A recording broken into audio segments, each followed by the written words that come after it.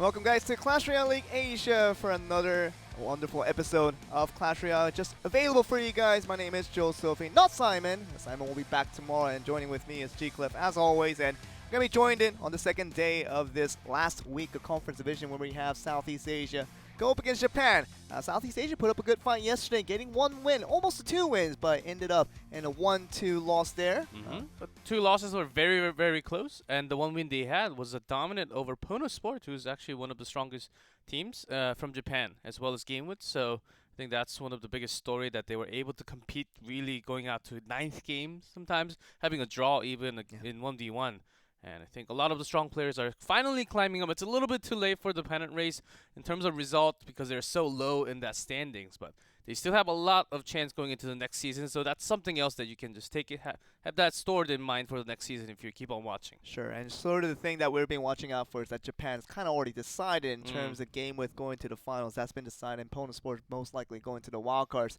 That will be kind of the thing that's already been done for Japan. But Southeast Asia is a little bit of a difficult story to really presume, because not many things are decided yet for this region, not even to the playoffs. Of course, they probably will be the semi-playoffs and that first round of players after the wild card.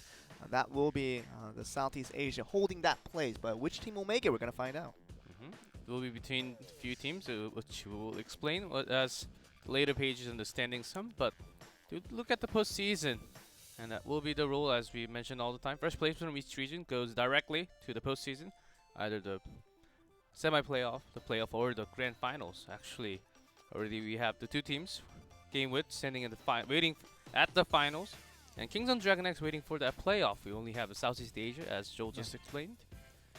And that's going to be it, and today's going to be the last day, the last Saturday before we get to the next Saturday, which will be just 1 day per weekend for the playoffs that will come up, starting with the wildcards. And there you see it right there. Already decided for a lot of these teams here. Yes. Pono Sports, they're going to be the representative from Japan. They're going to be fighting against OG and Entis. That's already been decided for Korea there as well. Sandbox are going to be the representatives for that wild card. And the 4th place is going to be decided by who makes it out of Southeast Asia. And they will go up against Sandbox to decide their fate. I think 3 teams has a chance to go in there. Of course, 2 from Southeast Asia and 1 Japanese. Fab Gaming as well.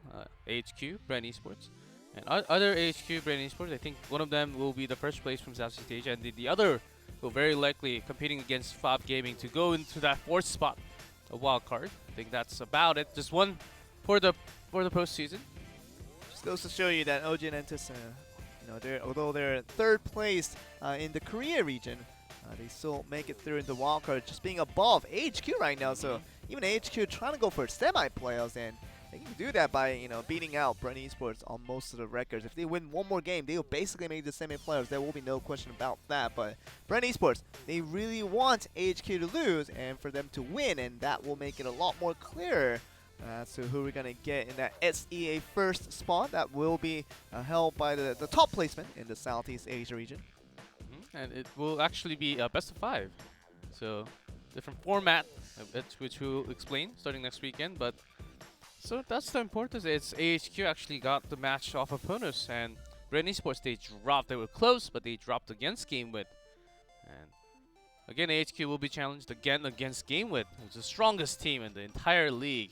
We'll have to see that. Of course, you do see all the crowns on the left. They're secured because we go by the head-to-head rule first and then all the scores. This is a guaranteed spot for all the teams here. So at least the crowns that's being indicated here, the Gamewood is the best team in the tournament, no doubt about that. They're going to be waiting in the finals for whoever their challenger may be, and it's going to take multiple steps to get there. And now it's about these teams kind of at the bottom. Fab Gaming trying to fight for their standings, but really having a hard time because now they're losing all hope, because I think OGNet's already secured that last spot in the wild card, being so high placed up. And it's about the other teams now. I mean, Brent Esports, they're already up there trying to make a standing for themselves, and they could go up against, obviously, the team with AHQ, currently doing a lot better in the recent few days. But we do have a lot of things available to you guys, and it's going to be the watch of Southeast Asia, especially in AHQ and Brent Esports, to see who turns out the better from today and tomorrow's matches, and that will decide the fate of Southeast Asia. Yeah, we'll get to see today's matchup very soon, but we're starting off with Chaos Theory and Detonation, who did not play,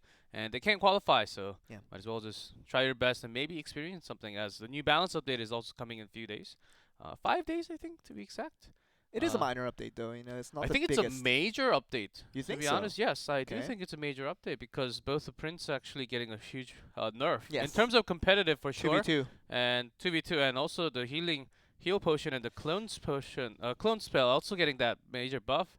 I think it's going to have quite an impact, especially for 2v2. I mean, wider radius for that heal and the clone. Clone Mhm. will definitely be used a lot more in 2v2. That makes sense because it's already being used with that 3 radius. Now it's going to turn to 4, and that's already a huge one to, if you want to just make sure you clone everything within that radius to double. But but what about heal, G-Clip? What's your thought on that? Do you think it will be viable for competitive, especially in 2v2 when all the units are rushing in and you're trying to just heal up your golems, heal up your lava hound, or even just lava puffs. Let's just heal up the lava puffs so it stays around a little bit longer. What do you think on that one?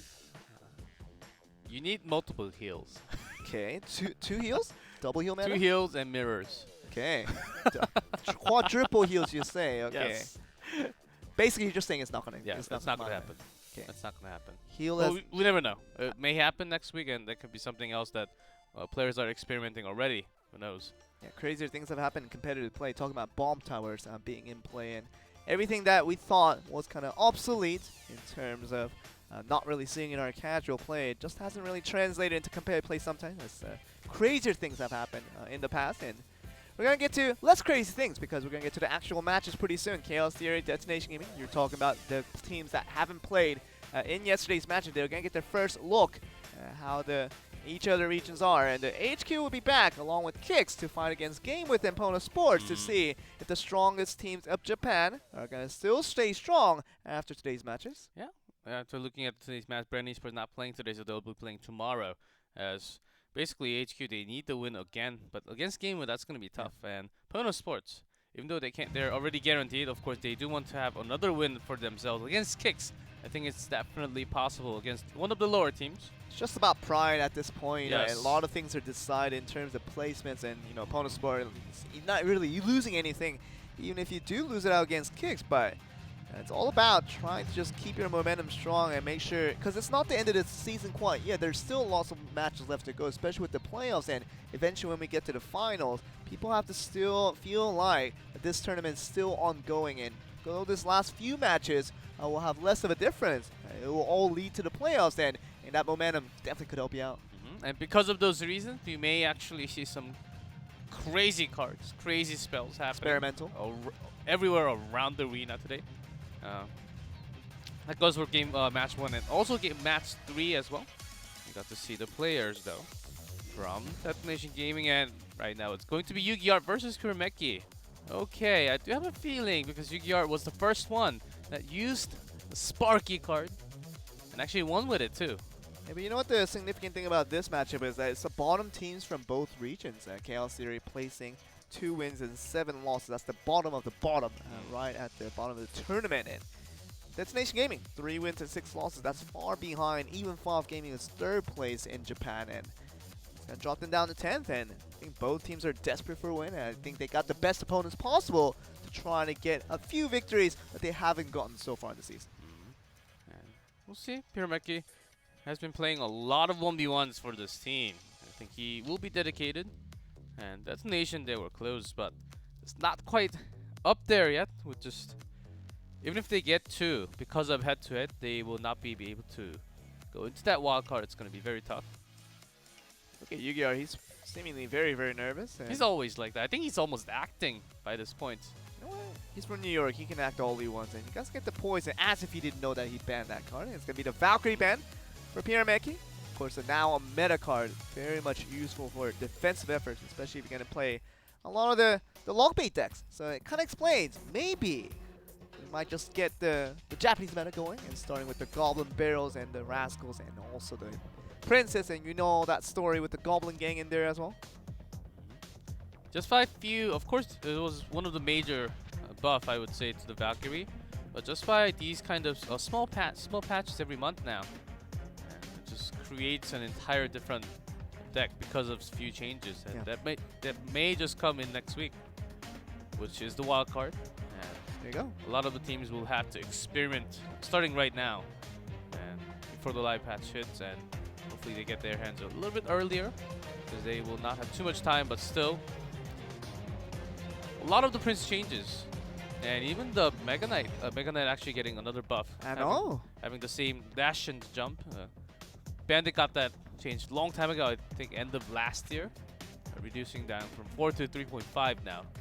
So the jump dash distance will be set to 3.5 from now on. You know, who'll be very happy with that is going to be my friend Ending Life, another caster here in Korea. He always uses a Mega Knight, and he's definitely going to appreciate that buff. Of course, a lot of Mega Knight fans out there.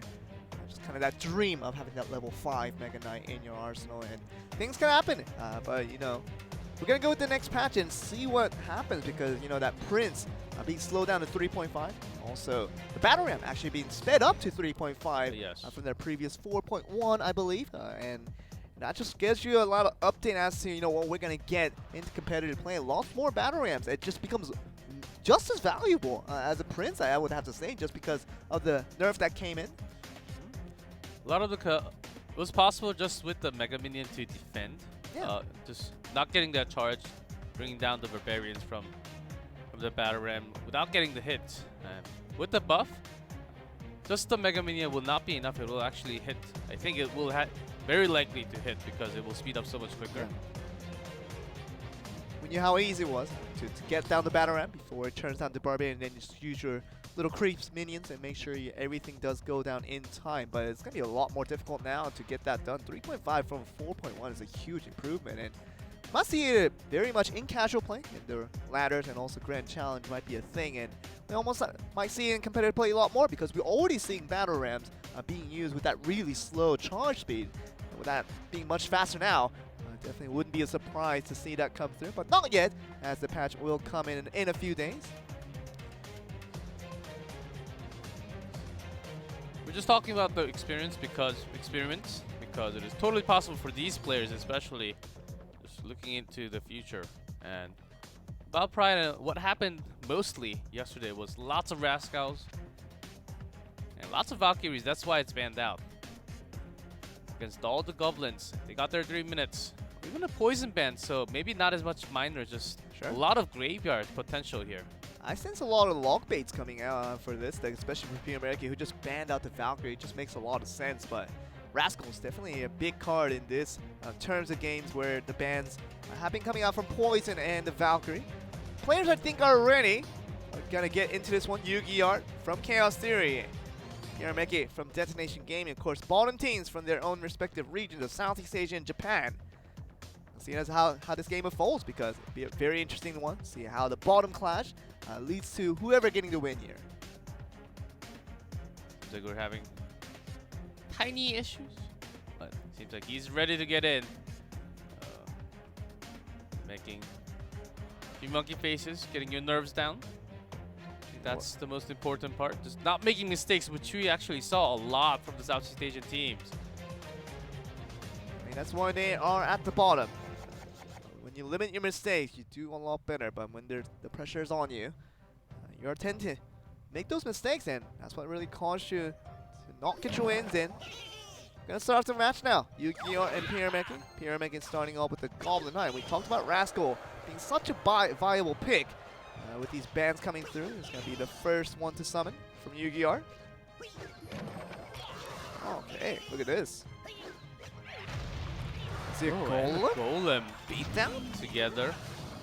I mean, without the poison, it makes a lot of sense where trying to bring out the Golem and basically less spells to work with. So lots of structures already, so it will be really hard for the Golem to connect to the tower. And even the Giant Skeleton is a defensive tool for Pyrameki, so. But he does want to push in a little bit more. You've seen a classic combo already with the Night Witch right behind the Golem. And first explosion tend to happen right outside the tower. There's a Goblin gang coming in, but you see the Lumberjack taking care of all the duties on the left side. How are we going to defend this? You are in a little bit of trouble now. So really have nothing on the left side. Oh, Just gonna toss down. Going to waste a lot. Take a lot of damage from both towers though. Taking a lot of damage and even putting down the fireball, so that left tower is down to 1453. And Yu-Gi-Oh! He must have something really big for this one, because if he doesn't, then that Elixir Collector, he spent a lot of damage on his tower to get that down.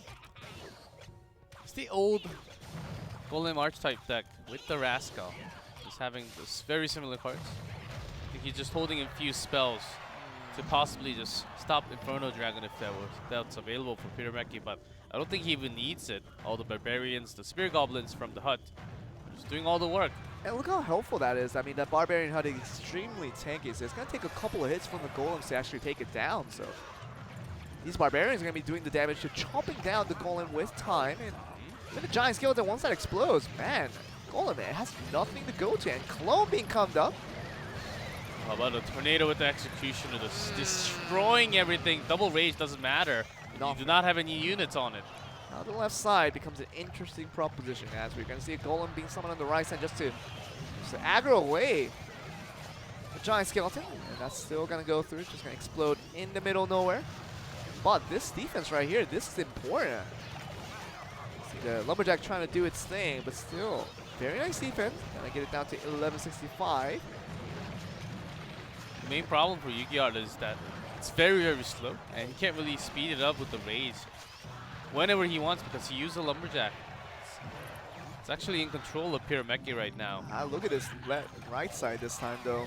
The Giant Skeleton bot, that's Tornado, very nicely done. You see the Magic Archer getting to work, and even grabbing most of the minion horde as well with the Tornado, and the Magic Archer just raged up. I think it even connected to the Lesser Collector a few times. Yeah, I think you're right. That's why it's so much damaged already. Oh, look at this. Shooting through the Golem to the tower. It will miss after a few shots, but that's extra 2.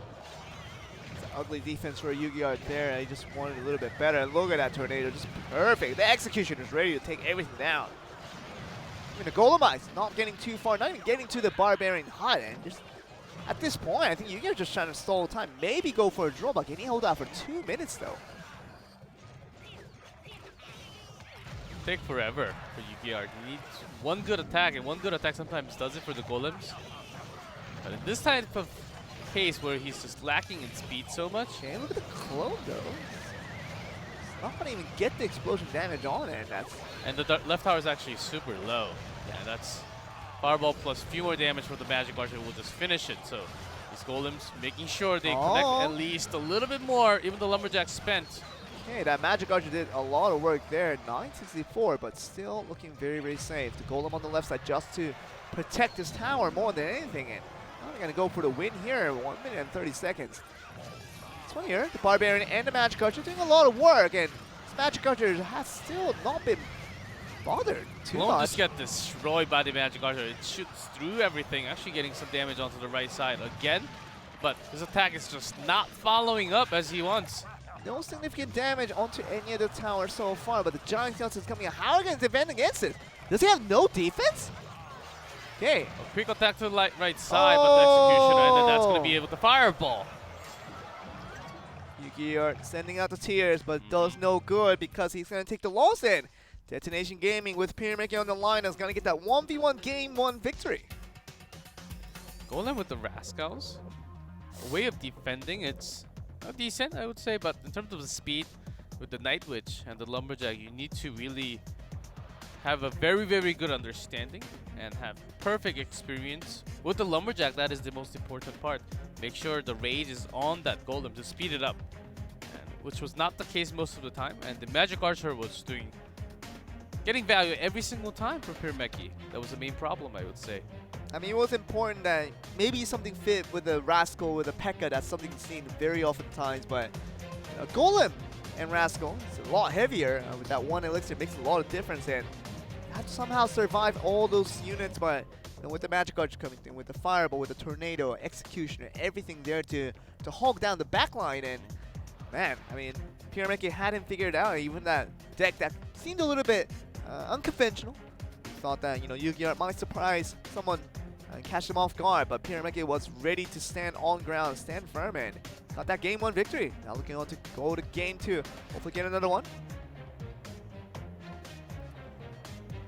It's not really common to have that Magic Archer for 1v1, and it's the same for 2v2. We don't really see Magic Archer that much, but when you can actually have that kind of angle to shoot through, do damage to the tower, yeah, then might as well just bring it. I think Peter Mekki is his actually second or third time even, including 2v2, to have that Magic Archer. Magic Archer just might be one of the most difficult cards to play in Clash Royale, just because you have to understand that angle and the way it moves around across the terrain. But see the battle ram, of course, not the nerfed, not the buff kind that will come in a few days.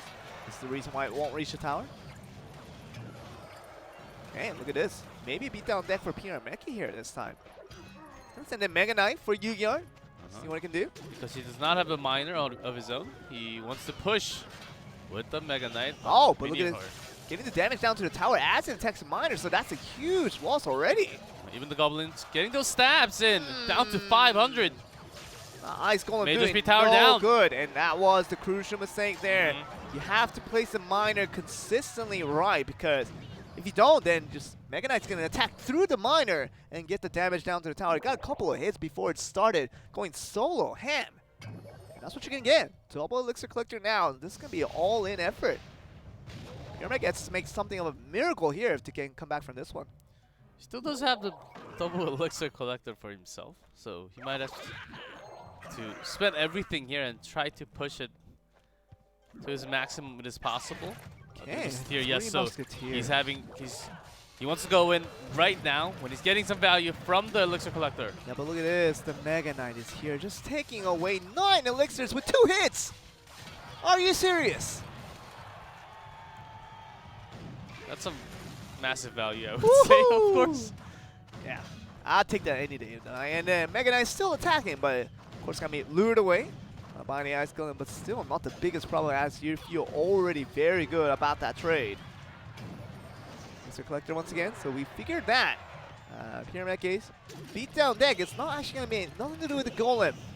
It's actually all to do with obviously the 3 Musketeer, but somehow to get that right.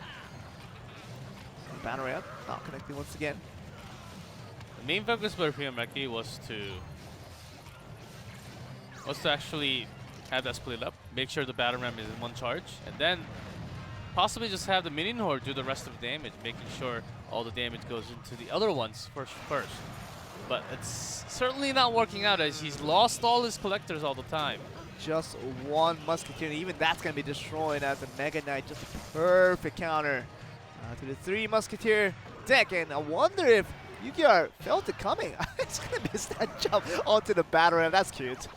But still, looking around, we're going to get Yu-Gi-Oh! To win this very easy game here. 179, it's not going to be enough. And Pyrameki, close to it, but was definitely counter in the deck, and Yu-Gi-Oh! Had the right idea, get the game to victory. Actually close with the charge and the hits. Maybe if the hits from the Barbarian connected just a few more times, and the Miner, that tower was going to go down. And overtime, I think Pyrameki was having a better time with the cycle overall. So Yu-Gi-Oh! Was actually off to a quite dangerous spot at the last second. Yeah, if that double elixir time was extended a little bit longer, maybe we could have seen that gone through. But we already saw that first tower go down for Pyrameki off that charge that came in with the Mega Knight, and couldn't defend it well enough. And Yu-Gi-Oh! Gets the victory there in game 2. And see what we're gonna have in game 3, because this will decide the match after the timeout has been called. Gonna get that 1 additional minute for Pyrameki. It was kind of like having twice the size of rock, paper, scissors in this case. Because the poison was banned, Pyrameki actually placed the collector right off after a few units were placed. And that's the reason why Yu-Gi-Oh! After having that 6 just down there, just to drop the Mega Knight and everything to follow up. And of course, you can't really get that much elixir back just in time for the defense. And even without the poison, I mean, the fireball still there, basically a good alternative to knocking down the elixir collector, making its effective use of a less of a thing. That 4 elixir, the same cost that it does to a poison. Gets so much out of it. Yu-Gi-Oh! Didn't even need the fireball. He had the Mega Knight to drop on the 3 Musketeer all the time. Yeah. So. And that's how you just progress. And Pyrameki, after losing the first tower, I think he was shaken a little bit, not really expecting. He must have expected the Mega Knight to drop on top of all the 3 ladies with the guns, just marching down the tower. And I think the biggest mistake did come from that minor positioning in that beginning of the game, where You know, if he plays that a little bit better, then the Mega Knight would have just focused solely on the monitor, not on the tower at the same time. So that damage that comes through with the multiple hits. Yeah, because Mega Knight does area damage. It's not too common that it actually connects to the tower, but I guess in that kind of form where he's actually diagonally out there. Miner was standing right next to the tower. That was the biggest problem. Sometimes it just hits the units, but I think he was way too close. Yeah. So that's the thing, and you know, Yu-Gi-Oh plays that correctly, gets that game 2 victory, brings it back to even, and we're gonna see game 3 goes towards either side, because we saw about the game 1 going very easily to Pyrameki, but Yu-Gi-Oh made game 2 look a lot easier. See what happens in game 3. Sometimes you just have to make those bold moves to start. What are we gonna get here? Goblin in a log cycle. Once again, just looking for that electric collector. Lava Hound inside of Yu-Gi-Oh! Not the most common cycle for Pyrameki as well. Having the golem of his own. Same side here, it's gonna actually run towards that tombstone. See a lava loon combo for Yu-Gi-Oh! See what I happens. believe he has a tornado in his hand, just waiting for the perfect timing. There you go. Great tornado there. Actually locks into the lava, actually gets one drop. Okay. Has to just emergency summon that Mega Minion. Just make sure it stays alive. Yu-Gi-Oh! Just finding Very himself nice. pretty happy with that fireball as well. Golem not really connecting too many. Really clean fireball there. But we gotta talk about the elixir being one out. Simon Pyrameki, obviously the elixir collector is gonna do a lot good, but Fireball was just used about 10 seconds ago, so dropping another collector just in case. And you do want to place it away from the lower HP tower. it's interesting how he's using the goblin as the cycle instead of the skeletons. See what happens here, because golem being summoned once again. Are we gonna see the stops coming through? The prince gonna be there. We did see that change after the Spear Goblin buff, because they can actually one-shot skeletons now. That was the reason why we see the goblins instead of the skeletons. The prince still very busy at hand.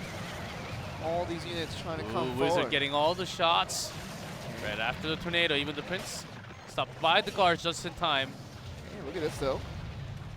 Wizard not only gonna get extra hit onto the tower, and pretty moderately aggressive summon of that golem this time around for Pyrameki. Gonna have the prince right behind it. So the wizard at the back. This is gonna be the new meta that has been shifting forward, where the wizard right behind the golem seems to be a really good choice, especially with the buff happening. Convenient with the balloon. Actually, because of the tornado, it hits the minion first. The balloon will actually connect, maybe even twice. Fine though, but third time is not gonna happen. Summons out the Mega Minion just in case, but The balloon will not be in time.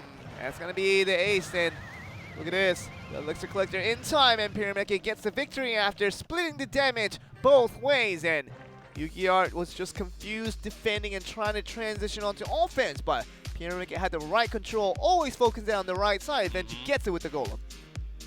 That's what happens when you do not have a poison, only a fireball. Make sure you at least draw out, even if your opponent actually gets some value onto that fireball.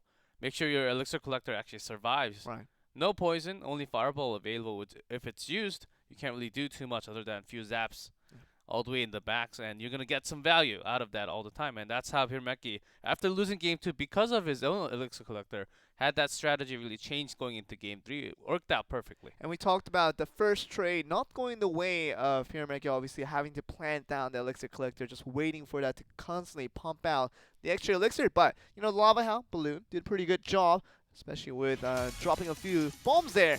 And that did well for Yu-Gi-Oh! But eventually over time, you know, 1 elixir collector, 2 elixir collectors, all that added to the bonus of what Pyrameki got in the end, got the trade onto his benefit for most of that game there. Sometimes a good adjustment for the deck type of Yu-Gi-Oh! That he just had in game 3 is a skeleton barrel that actually sometimes draw out the tornado when that's in a hurry also. And I think he was really underestimating what tornado could do. Yeah. And Pyrameki with the wizard That was buffed in the last patch. He was using that with the Tornado pretty effectively every single time. That's why he was able to grab that win, but moving on to 2v2. Let's see what happens. Got the players ready to go. Seems like Ray Baggins and Trainer Dexter's gonna be in the lineup. See what they do. I wonder who their opponents are towards the side of Detonation Gaming, but these two have not been as successful, obviously. You know, being a bottom place team right now with Chaos Theory and in 12th place, right at the bottom. Let's see what they do against. See Lewis there. Probably gonna be Lewis Koo once again. Very much expected. And just once again, this duo back out. Of course, this team also hasn't found too much success being the bottom here in Japan, but it's about these two bottom teams. See who's better. Currently 10th for Detonation Gaming and Chaos Theory at 12th. See, Detonation Gaming should be a little bit better, but we're gonna find out what the final results will be. Oh, and we do have the ban cards. Tornado, double that Tornado, making sure that is not there for the Golems. They just want to have their own push both sides, which we actually did not see at all yesterday. Some weird bans, some crazy bans with the logs, and lots of the Lava Hounds as well for 2v2.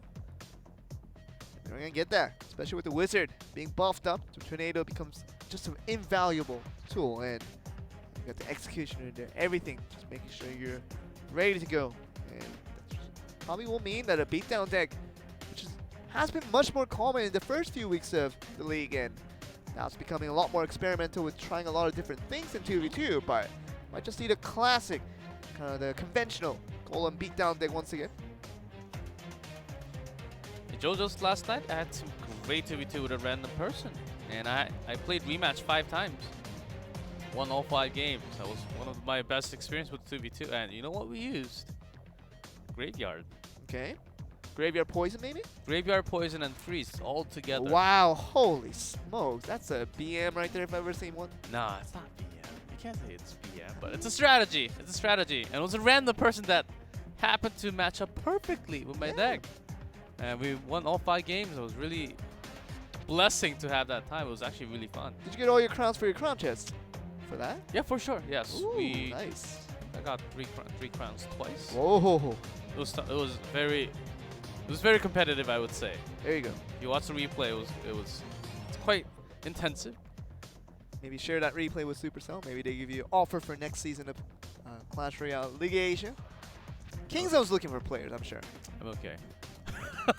He'll be back with us next season for season 2 of CAS, and I'm excited for season 2 already. Of course, season 1 hasn't really come to conclusion yet, but it's gonna be interesting to see how Supercell creates just another wonderful season. Because after this, players also looking forward to the next season of games, and us as casters now we'll be looking forward to see what brings us to the improvements of teams. Of course, it's their first experiment with all these teams here. It's the first league ever to kind of introduce all the pro teams here, and we're gonna get second edition. I'm sure in a couple of months, but for the time being, we're still focused on season 1. Yeah, and we already know there will be lots of roster changes in all the regions.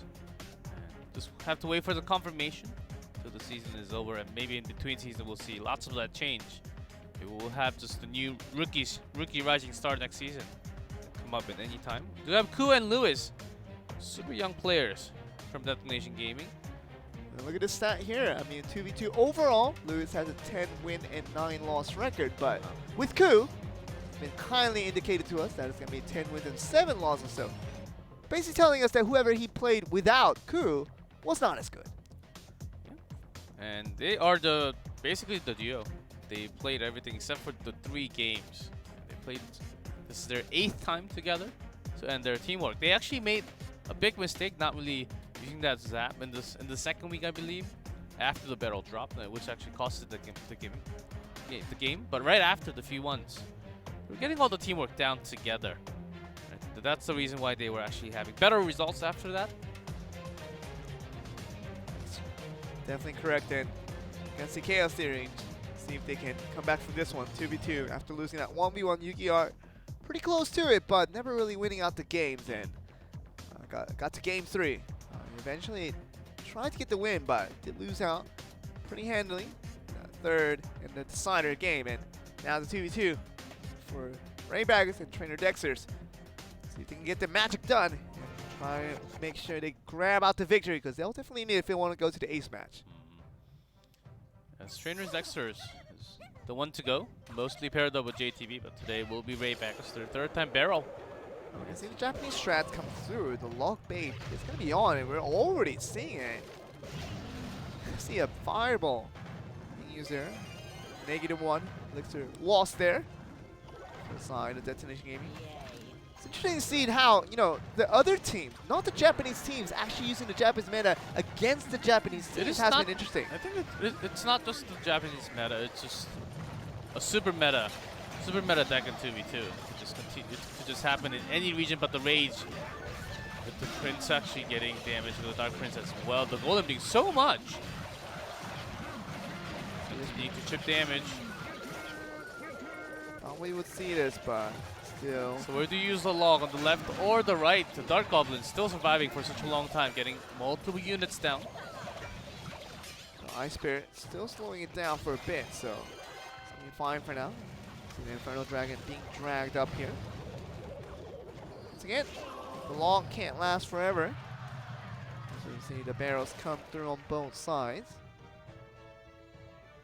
I mean, the reason I call it the Japanese meta is because especially when it was first introduced in Clash Royale League Asia, the Japanese teams have used it the most first, and basically have used it the most often. And it seems like the other teams have picked it up after the introduction of that. Of course, casual players definitely have been using worldwide, but in terms of Clash Royale League Asia, it's fair to say that the Japanese teams have had the most fun with it initially here.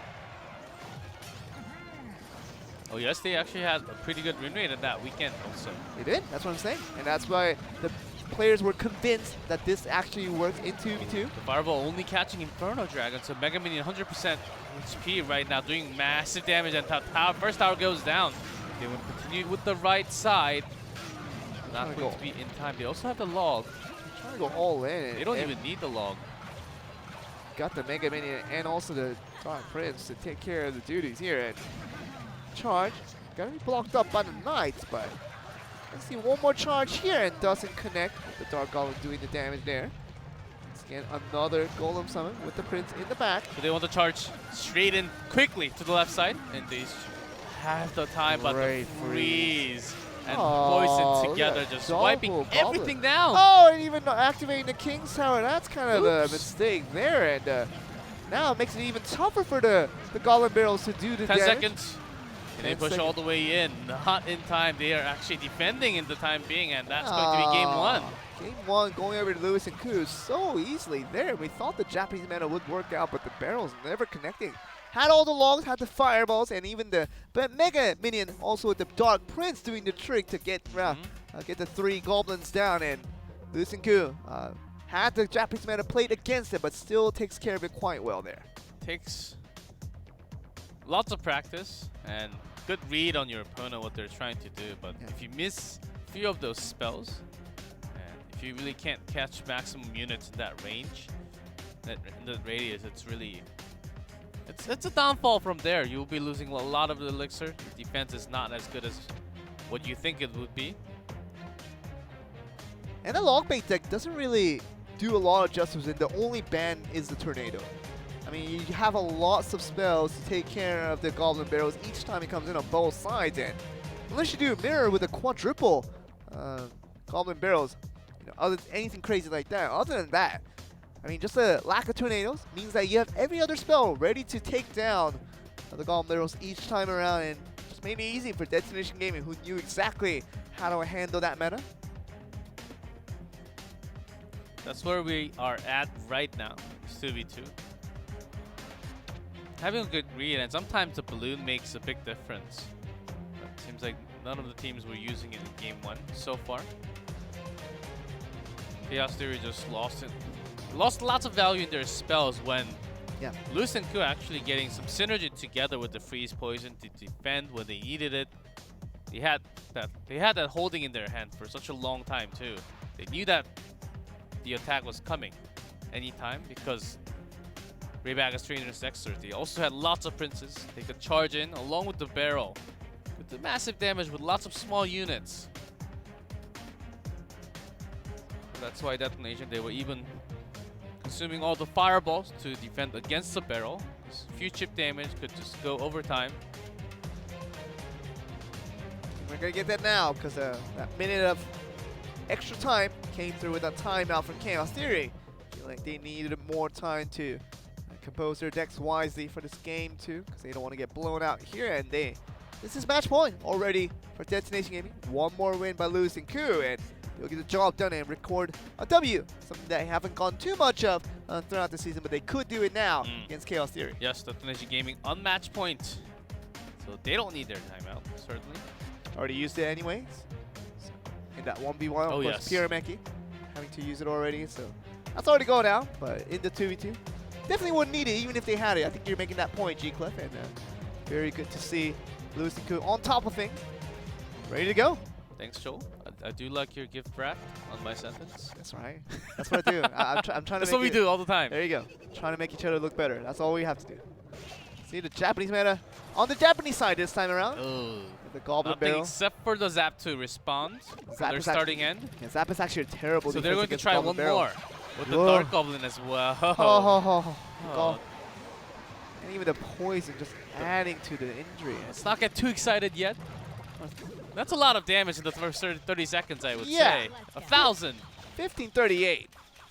Just short of 1,000, but man, 996. The first 30 seconds, you're going to take that any day. Yeah, a little bit Joel of doing math on stream. That's next level. he used math on stream yesterday, and that failed tremendously. Talking about making each other look do not- better. Do not bring it back. That was yesterday, 8 okay? divided by 12.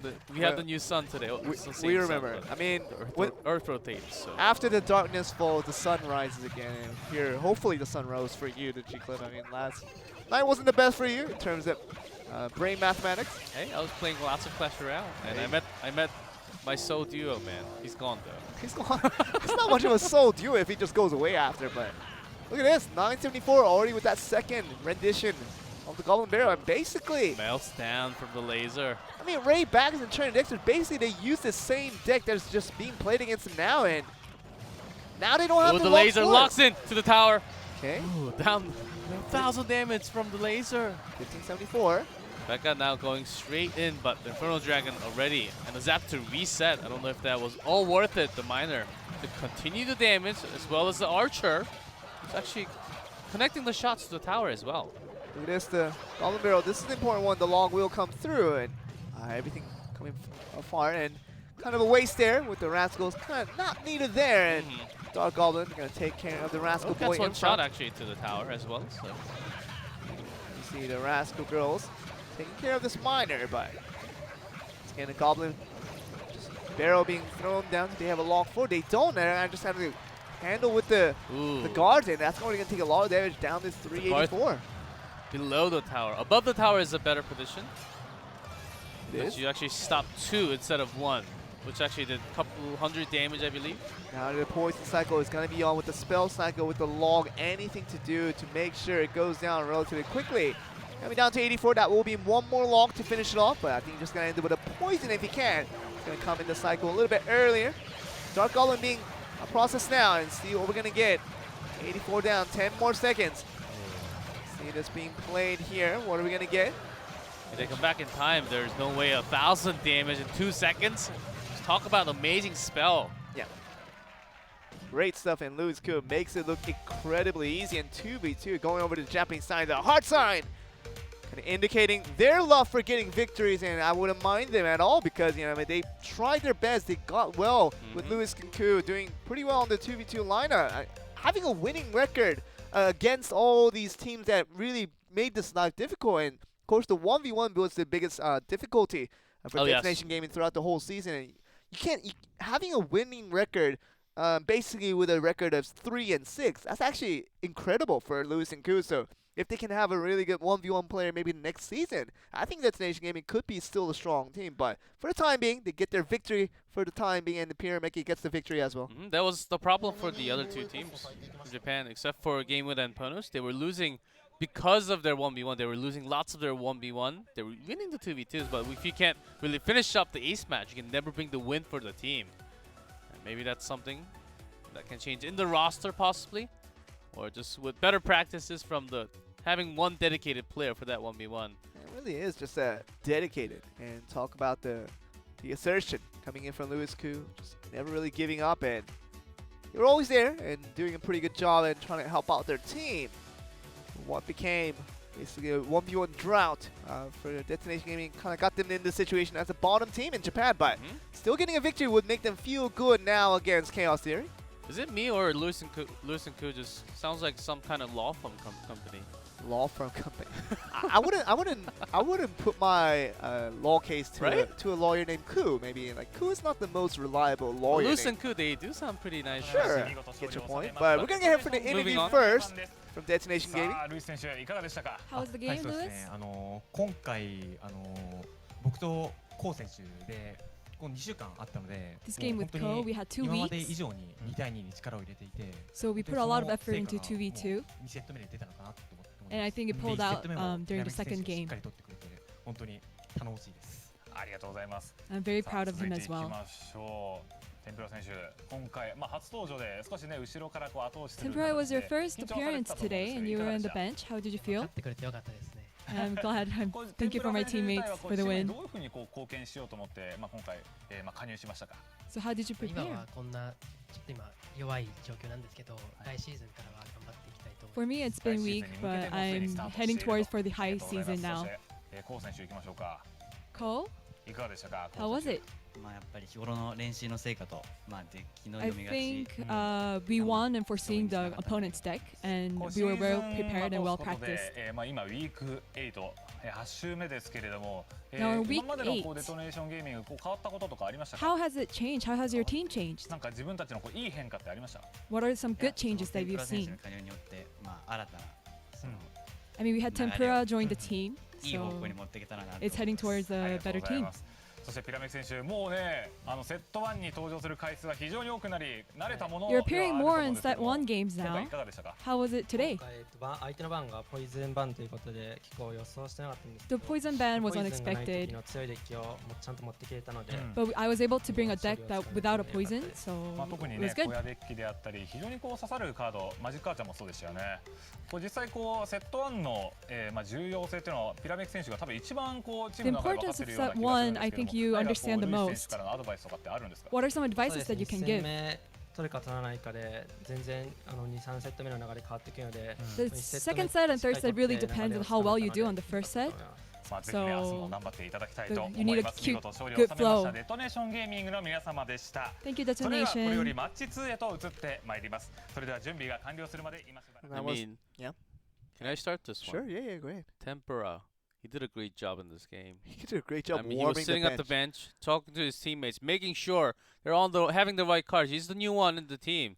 You got to make sure your teammates are doing all right for yourself to be up there very soon. And you know what it is? Tempura kept the bench at a solid 30 He degree kept Fahrenheit. everything fried. 30-degree Fahrenheit. I mean, Mhm. that's what you need on that bench temperature. He Oh, got that yes. done. Tempura very nicely done, and hopefully we see it in the 1v1, even in the 2v2. Definitely would be nice. Maybe he will be that next 1v1 player for Detonation Gaming, maybe for next season. Yeah, Just like making Booyah and Shun. all in preparation. Everything will be up in line. We just don't know how good this player is, but we're going to find, I'm sure, in the next few matches to come. But, we got to get the win of Detonation Gaming, getting a few victories on third season. They're going to get it now. And after a short break, we're going to find out the next team, see who's going to get the victory. So, on to a short break. We'll be right back.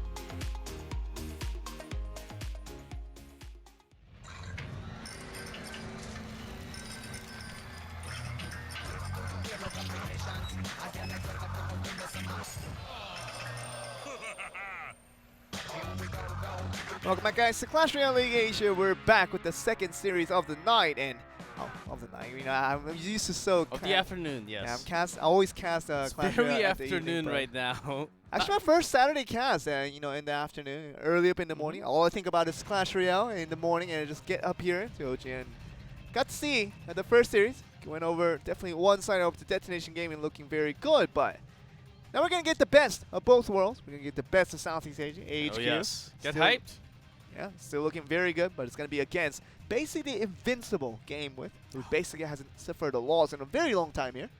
They can actually finish with 9 wins. That's incredible. Yeah, 9 and 2. that's actually incredible. I mean, 9 wins and 2 losses would be just unheard of for a team. I mean, it is such a competitive league, right? I mean, we're talking about 3 regions who are looking just as good as each other, and this team has been above the rest. Game With Amaterasu, Yui Hero, Zeros this time around, and Shun on the lineup. Man, they're looking so good for now and see what they can do, but... Oh, actually, we're not going to get Shun on this No lineup. Shun today. I think it's Zeros? by lots of Japanese character, maybe Zeros. Yeah. That may be the way of reading it, but he's a new player, of course, in the team. Yeah, Zeros And is going to he- be here. Oh, playing 1v1. Kangshi, yeah. But it's going to be not Shun on the lineup, and that just means... yeah, I think this is what it is, because I think they already made it to the finals. Yes. Really don't have much to lose, so they're trying to test out different players here, and Zeros is going to be a new one that we haven't seen all season long. It's the first appearance you see, like. But for AHQ, if they win, they secure their first place. Ooh. So, a great chance for them to go up against this new player, but without any data. That's something scary. You never know, Zeros might be better than Shun.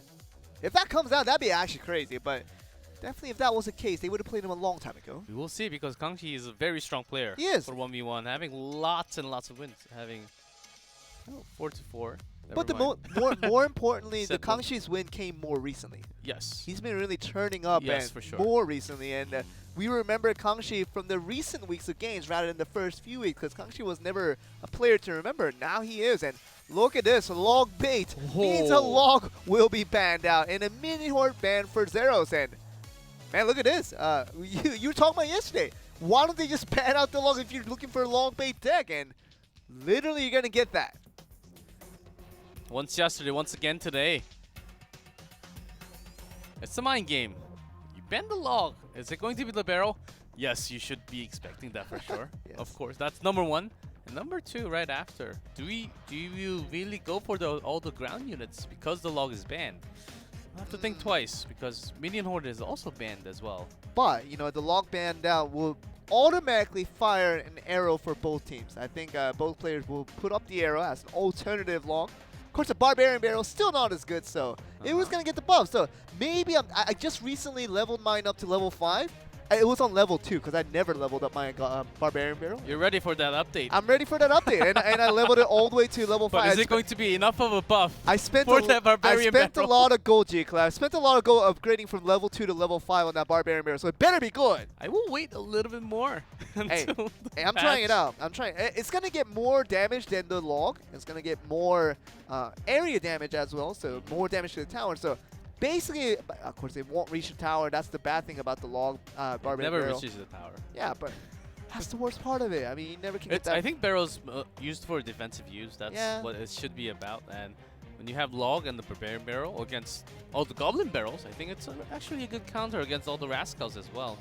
Now you're just making me disbelieve in it again. Once again. We just may have the meta with the barbarian barrel Hey, as it's being a secondary log. it's a lot of damage increase, so I thought it would be a little more viable, but we have to see for ourselves. It's coming in a few days. I'm going to try at the Barbarian Barrel, and I'll give my reports back to you next Saturday. Will probably be my last cast before the season, while you and Simon takes care of the rest, and interesting stuff, and I'll get the word out to you next week, how I feel about the Barbarian Barrel. I hope it's positive after I spent all that gold getting there to level 5. And whew, if it's not good, then that's a waste of my basically 8,000 plus gold. there. Still, you level up your account though. I don't care. I don't care. I'm not gonna spend 8,000. Yes, you do. I'm not gonna spend Yes, 8. you do care. I'm not gonna spend 8,000 gold just to not even level my account. I'm still level 10. Not even close to level 11, by the way. Takes a long time. It does. Everyone's been through that phase. It's the grind. Every man. single time it takes harder, just like COC. Takes longer, but so much more satisfying every time you go up. So without the log, we did see lots. When this happened yesterday, we saw arrows from both sides. Yeah. 1v1, but Makes sense. maybe not as much. I'm saying because there's no minion horde, and they were really concerned about all the minions as well. So that's why the arrows higher chance yesterday, but today without the minion horde, maybe not for both, maybe just one. You just worry about the Goblin Barrel more than anything. I think that arrow becomes just as viable just because of the Goblin Barrel. I think I say you want to get an immediate knockout of that Goblins when it comes through, and Maybe you'll see Barbarian Barrel right now. to take care of the. Yes. Oh my goodness, no. Joel, believe in me. I'm not gonna believe in you. It Okay. hasn't even been buffed yet. Can I not believe you? It's okay. Okay, No hard feelings. just get arrows. Just get arrows. That's the best That's- alternative to the log. But see you after cast. Dude, what do you do to me? Don't do anything to me. We're gonna get this, the start of this game now. Kangxi and Zeros. He's here now. For the first time, Zeros making his debut on this 1v1 stage, and he's gonna be up against a very strong opponent of Kangxi. Just wait it out. Maybe be the mind trick from Kangxi, just making sure your opponent uses arrow, and then suddenly you have everything heavy, like the golem, the giant, the double princes. And the arrow is not really too effective against any of those big units. You never know. And Kangxi just kind of faking it now, at least, looking like that he has a beatdown deck, but Mhm. Usually we just throw a log or a zap, but because that's not available, see, here we go. Zeros does Both have of them going super heavy. Oh, they have a beatdown deck on both sides. Why do you even ban a log? That You're gonna was send the out- mind game that was going Yeah. on between the two. Okay, so interesting stuff there. And Royal Ghost gonna help out. The giant in play. Zeno Rascal trying to take care of the Lava Hound. Giant just deleted from the Inferno Dragon. Sometimes the Royal Ghost doesn't really help you too much because it just goes through and it will lock onto the one behind it. Oh my, so that giant push did only about 110 damage altogether. But the Lava Pop's actually connected. Oh, Sparky! Okay, but this Infernal Dragon has to be taken care of. Do they have a zap? Do they have a zap? That's a huge damage already taken, and 1,003 on the damage? Kangxi getting the work done, but Zero's what can Giant. do this? Let's go. He wants to make his own push. And Ooh, it is certainly possible. No, Sparky. just now. No Actually, defense? locks onto the Sparky. No defense. No defense. Gets one only, but the punches are so strong. Look at that damage. Look at that. You knew you were going to go wrong with that one, and Ha, 43. That's in the zap range. okay. This balloon So they will just straight towers. not trying to get to 43. He's just trying to destroy it all, and one drop. That will do it, and how further it's going to get? Zeros, he has to defend it now, and Zero's already ready for his Sparky. Oh, actually, this Inferno Dragon does do a couple 900 damage-ish. okay, once again, the Sparky probably going to put the giant right in front and see how far he can get. Now he's actually going to put it in the middle of the arena there, and see this come into play, and Zap being put out. Okay, going to spawn out the tombstone. Very nicely done. One more! Doesn't happen. Just out of range, and this gigantic push with the balloon. Uh-oh. This Does is have the looking bad. poison. This but is looking The bad. real problem is the Mega Minion does not lock into the balloon. What's Balloon- one? Balloon is untouched at this point, and Oh, it gets two, and then it my goes down. God, and 2 towers, and Kangxi already lifts up his hand, doesn't even need to touch his mobile device, and he's gonna get the victory over Zeros. Of course, a debut for this guy for game with, but he's gonna suffer that game 1 in a defeat here. We do hear that we get a timeout for game with, and wow, very much needed in the very first game, taking that loss. You don't really see that Giant Sparky too much, but those work out actually. Against all the air units, I think Zeros, he was really caught by the ban because he was kind of forced to use the arrow. That's what we were saying right before, right when we got to the arena in the waiting time, that this was a bait for the arrow, and Kangxi just used that to his advantage. Having all the air units, making sure the arrow doesn't really do too much. the value from the arrow was basically maybe skeletons from the tombstone. That was it. Getting the pubs, which was not even really getting deleted by the arrows because he was using it for something else of his own attack. So the Inferno Dragon just locking onto Giant. There was no zap for Zeros to reset the damage from Inferno. And I think if he just had the zap, maybe a lot better of a push, you know? Just keeping that Sparky alive. You're right on that one. I think the Sparky needed more than just one hit onto the tower, and we got one at the most, and most of the other time it just got 0, and when Zeros get 0 hits onto the tower. And Kangxi certainly won that mind game by having that log ban. Game 2, is he going to continue with all those air units? Or the Goblin Barrel as we expect? You know, one thing we know, Zeros is definitely not going to use that same deck as before. It definitely did not work out. And Kangxi, I mean, he used the Lava Hound, and it's been looking good for not only him, but many players around the league for the past week. And Lava Hound has looked very good, along with that balloon combo, the Lava Balloon, doing the players so much justice. And gonna get on to game 2. Timeout that gave the additional minute over to Zeros and Kangxi in the end.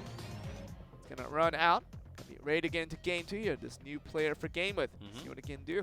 HQ Day. If they were able to get 4-0 against Ponos. Can they do the same against Game with? It's going to be an amazing record at the final weekend of Pennant Race. Yep, definitely will be. Zeros, once again, out to play game 2. Lost the first one. Let's get a little taste of what they have each. Furnace. We know this trade is not the best. Could just still be the barrel along with the furnace. Yes. And it does certainly continue. Just a little bit of damage with the Goblin. Ooh, a Hog Rider. Yeah, Hog Rider definitely is going to take care of that furnace. Just one more whack and get the job done. Just testing it out. And a mirror onto Kangxi. There will be a change with the update. That mirror cannot be in the starting hand. Okay. Well, that's coming soon. Okay, now this arrow just works perfectly against without all the the arrow, rascals. what is he going to do with the minions? With his own rascals, yes. Okay, but the arrows takes care of the Rascal Girl in the back, but the Rascal Boy takes out the last minion. What goes out to the Princess Tower. So Kangxi does have a pretty good counter against the Hog Rider. And maybe he has a Tornado, which is available in this game. Maybe not, because he has a mirror as well to continue with his elixir with the arrows. And Furnace actually works with the Fire Spirit. Somewhat of a damage of this, kind of acting like a spell almost in the area. Area damage from the Fire Spirit does work out perfectly sometimes. Seeing the Rascal being played out here. Oh, actually misses out just a little bit on the Rascal. He was obviously going for the Goblin Hut. I thought it was tough. It was tough because it was summoned onto the left side. Hog Rider gets one. Just touched by the Princess Tower now and the Inferno Dragon. Ooh. Hog Rider doing a lot of damage. 1258 on the count now for Kangxi's Tower. For 4 elixirs. It is, and that's what you're going to get. The Ice Golem just tanking out the Inferno Dragon for the time being. Okay, Predicted arrow being a little bit too quick. That Zero's just waiting for a spell. Being a bit aggressive there, but oh, look at that maximum value fireball right there. Just looking very, very good. Kangxi, how far can he push this? He's definitely winning out in the elixir trade, and this Hog Rider trying to get it out, but that arrow, so good. And now it's going to look towards the Goblin Gang, level 10 now. After that clone, to that mirror, maybe a wrong terminology there. And that's a very good predictive arrow once again. It's going to get decent damage with that Goblin Barrel.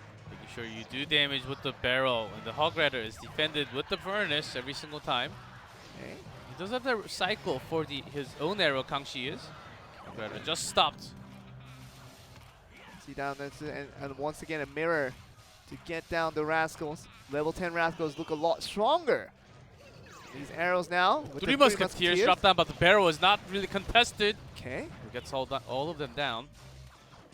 importantly, that gets all the damage down. And 590 on Zero's tower on the left end. Kangxi worrying about his own tower on the left. 1172. Still needs some more damage to Fireball and Mirror.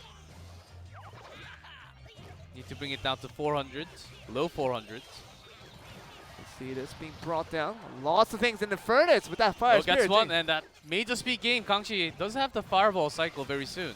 Okay, he's gonna get the fire cycle all the way down to 204 And the Mirror, yes. Oh, the higher level Fireball being played there is gonna get it down to nothing. As 204 was good enough for Kangxi to bring out that game. He's gonna bring out his own heart sign to make sure he's ready to go. And he knows that he got consecutive wins now in the past couple of days. And Kangxi looking very good for HQ.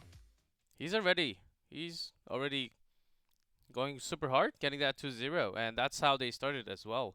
And they go down to 2v2, which they suffered a lot, but recently they were doing so much better, and even against, of course, a new player from Gamewood. Zero's not really having the best one. Even they used a timeout for that 1v1, so lots of tools, resources actually spent on that one. Of course, they will still be the first, going directly for the final. It doesn't really matter too much, but still, you do want to keep that momentum. You'll be having a long break. Sometimes taking a long break before your important match actually does not help your, I guess, in sense of actually playing the competitive games. You just don't want to go out on a loss, right? I mean, although you get a couple of weeks of break, you don't want to go out on a loss feeling like we just ended with a loss and we have to take this on for the next couple of weeks and until we get to the finals end. But look at this. I mean, it's been very good for the side of HQ in the past couple of days. Beating out Ponos yesterday. Kangxi beat out Fuchi 2-0. Now beats out Zeros 2-0 from game with it. Now we're going to get to the 2v2. Shaka and Yao Yao. Very successful yesterday of beating out Mikenbuya and Raiki Jones. Out of all the duos out there. So they're going to go up against Amaterasu and Yuihiro for game with. So HQ is keeping that same roster, just like yesterday, making sure they keep that same flow. They had the 4-0 yesterday, starting from Kangxi 2-0, Shaka Yao Yao 2-0 to finish it up. And trying to do the same against Gamewood. They used lots of barrels, actually using lots of few of the magic archers and having great time just landing on all those fireball, getting massive spell values as well. And they were up against possibly one of the most popular duo from Japan. So let's see if they can do the same against Amaterasu and Yuihiro. Definitely will be helping them out a lot. Let's see if Gamewood can bring this back. Of course, they really don't get affected too heavily in terms of record, but we keep talking about this. The momentum is so important. You're already the finalist spot seated. And we're going to see if Amaterasu and Yuihiro can get the job done, get us to the ace match. But a balloon ban from the side of AHQ with the tornado from the side of Gamewood. So of course, Tornado Ban continues. This match one. Balloon is a card that you may not expect sometimes, just randomly comes up. And Gamewood 2v2 especially, they're the team, they would save up their winning secret strategy until the last 30 seconds. And suddenly when they have maybe 1.5, 2 elixir lead, just drop down the balloon along with some minions and make sure it goes straight to the tower. And that's how they won a few times. So making sure, just understanding the team, what they like to do all the time, is banning that balloon out. It's giving them less of a chance to do something like that again. And this will limit the Lava Hound being played too frequently here without the balloon available. You know that the Lava Hound becomes less effective. The classic Lava Balloon combo has been such a thing. It's been so successful for many teams in the past. And Yao Yao, you know, they've used it before, but they're gonna ban it this time around. And him and Shaka has looked really good yesterday against Pono Sports, beating out possibly the best duo we have in this tournament with Mikenbuya and Raiki Jones. 2-0, actually a clean sweep. You remember that from yesterday. It's the first time that Pono Sport got clean swept by anyone in the entire season. 2-0 on 1v1, 2-0 on 2v2 for HQ against Pono Sport means that they want to try it again, this time against Gamewood. So look at that, we actually have new stat with HQ Yao Yao. Quite massive win rate. 7-4. That continues from yesterday. See there, he's just making sure he has the perfect right cards. Jerry Song always in the middle. Making sure as the captain, making sure all the teammates are having the right cards to go with the right selection. Haven't really seen Jerry-san play in a very long time. Because even last week, it seemed like he was very sick, wearing a mask. And even yesterday, he was coughing a lot. Maybe that carried into this weekend as well. I remember. Yes. He was coughing a lot during the interview. I was like, I thought maybe the question caught him by surprise. It was a very, very normal question, but Because he was wearing the mask and coughing a lot last week. And he had to travel to Japan as well. So Sure. just saying that it makes sense that it kind of traveled together.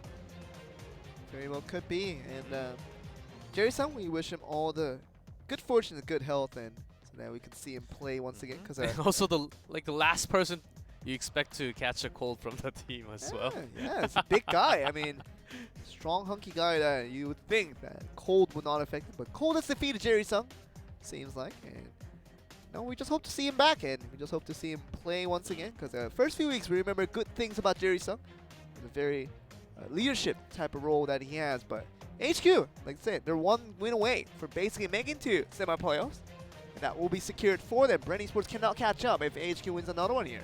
Because of head-to-head, they won versus them. And as you saw from the screen, Yuhiro Amaterasu is being dedicated 2v2. They actually have 2 teams of 2v2, having Shun KK play together for 5 sets of 2v2. So it will be 6 set for Yuhiro and Amaterasu. So they can switch around, which is actually a very good strategy for the entire team. Yep. They also have a very good record on their 1v1 for most of their play, except for KK. So that's what makes this team so strong in all the circumstances. They have lots of strategies and lots of roster swap that can be possible. Amaterasu and Yuhiro has looked good for this team for many occasions. Here to try again. We like to have Shun on the 1v1 with these two on the 2v2. Has given them a lot of wins, and see if they can do it again. But this time against AHQ has been looking so good since yesterday. Currently AHQ 5 wins and 5 losses on record, and Bren Esports 4 wins and 6 losses on record. So getting a win now against Gamewith would put them at 6 wins and 5 losses, making it impossible for Bren Esports to catch up. So we're going to get on to game 1 of this 2v2. Shaka and Yao Yao versus Amaterasu and Yuhiro to decide who's going to take the 2v2 and whether HQ is going to finish off the series now with a clean sweep. Amaterasu Yuhiro loves to run just the minors. Most use tech for these two. Heavy investment there, putting out the guards and putting out the fireball. You just gotta put out what you have to. Pekka being summoned out here. Gonna take care of the giant skeleton. And a couple of people for now, but this situation right here, the Electro Wizard, trying to take care. Infernal Dragon. It's gonna be fine for now, but look at this Dark Goblin in the back doing a lot of work already. Infernal Dragon locking onto Valkyrie is also okay. Valkyrie is very heavy in health points, so you do want to make sure she goes down before she attacks onto multiple units. Dark Goblin getting maximum value once again. Got a little bit out for now. And the Zap now being put up here. But the Ice Spirit helping them so much, gets triple stabbed twice. That's a 4 elixir for lots of damage there for Shaka and Yao Yao. Princess now putting to work. Also damage, just gonna get 2 hits onto the tower and down to 983 at this point here. It's 280 straight to the tower. Skeleton Barrel going slowly, and that's their own poison, so Skeleton will survive. Let's see the log. Perfect response. Even Infernal Dragon having no chance there, and basically a clearance. The defensive efforts for Shaka and Yao Yao looked very good on that occasion. Well, yeah, just the clearance sales on those skeletons, and after their own attack HQ. Basically have no real defense for these Goblin Barrels each time around. It's going to drop it down. Look at how many units the poison is actually catching. Yeah, that's the maximum value poison. In comparison, we're going to see damage being done by the miner, but Dark Goblin doing a lot of work already. And look at this. Oh, the barrel shipping down to 100. May just be going down with a... Basically just one more log would do the trick, but you'd like to save that log for the Skeleton Barrel, but Skeleton Barrel already has been propped. They have lots of barrels, so they can just throw down anything. They still have the poison as well, so might as well start attacking to the right side. Gonna focus the action now onto the right side, and Poison being planted. Doing a very good job. Ooh, already down to 1,300. Wow. This Infernal Dragon on the left, though, look at this King Tower. It's going to take lots of damage, and finally gets a zap, but 2666 on the count there. So yeah, Dark Goblin out of range from the... Actually gets caught just now. That's the steps to But get the left out. bottom tower is the one that you have to get the damage done. Okay, Just it's finish. Just done. And there's running out of time. Materazzi and Yuihiro could not get it. And wow, Yaya and Shaka looking just as good as ever since And- yesterday. Joe, they're on a match point. They are. I mean, look at this. 1v1. Kamishi just got a very clean 2-0 against Zeros, and that was understandable because Zeros being a debut player, first time out. It was 1v1. It was understandable that he couldn't get a win, but it's 2v2. Shaka and Yaya getting a very clean victory. And against Amaterasu and Yuhiro, not too shabby of a duo when it comes to the 2v2, but like I said, we are a match point. HQ can really just upset this top team in the league. Of course, with Shun not on the lineup makes it less of a thing, but still would be very nice to get a win against Gateway. The spells from Amaterasu Yuhiro, it wasn't really, they weren't really expecting the barrels to come out. They didn't really have too much logs, and it's a big waste if you use the poison, of course. And they could only zap the Goblin Barrel. Yeah. The big one, connecting with the Ice Spirit, that actually did quite a lot of damage. Just understanding the timing, which did not come into play too many times. And game 1, I think they were just underestimating the power of Barrel in that game 1. Just limiting what it can actually do. Okay, right, and gonna get to action once again because Materazzi and Yu here, they're just looking for the win, but if they don't get it, that'll be just a kind of a understatement as to how important this game is for HQ, but less of a thing for Game With, as they've already made to the finals. And see if Shaka and Yaya can get it done because they're on match point. One more win, they're gonna head straight to the semi-playoffs.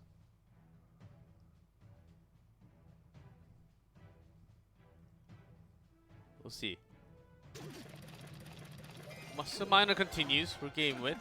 No tornado, so you can actually have that. But sometimes your minor will be pushed to activate the King Tower. We did see it happen when the bowler was there. Look at this. Giant Skeleton Rush, just trying to get to the tower, so offensive. Giant Skeleton is something we don't see very, very often. I see a very nice fireball. Gonna get to the Electro Wizard. With the zap, just trying to finish it off, and see these Valkyries trying to do the right things on defense, but look at all the damage already coming through. Oh, the Mega Minion. 797 on the first try. Definitely gonna take that any time of the day. Oh, the Royal Giant. Are you That, serious? Infernal Dragon does come in just in time, but still getting few shots directly. Ho ho ho ho. That's not gonna be good. As we can see it. Even the Flying Machine.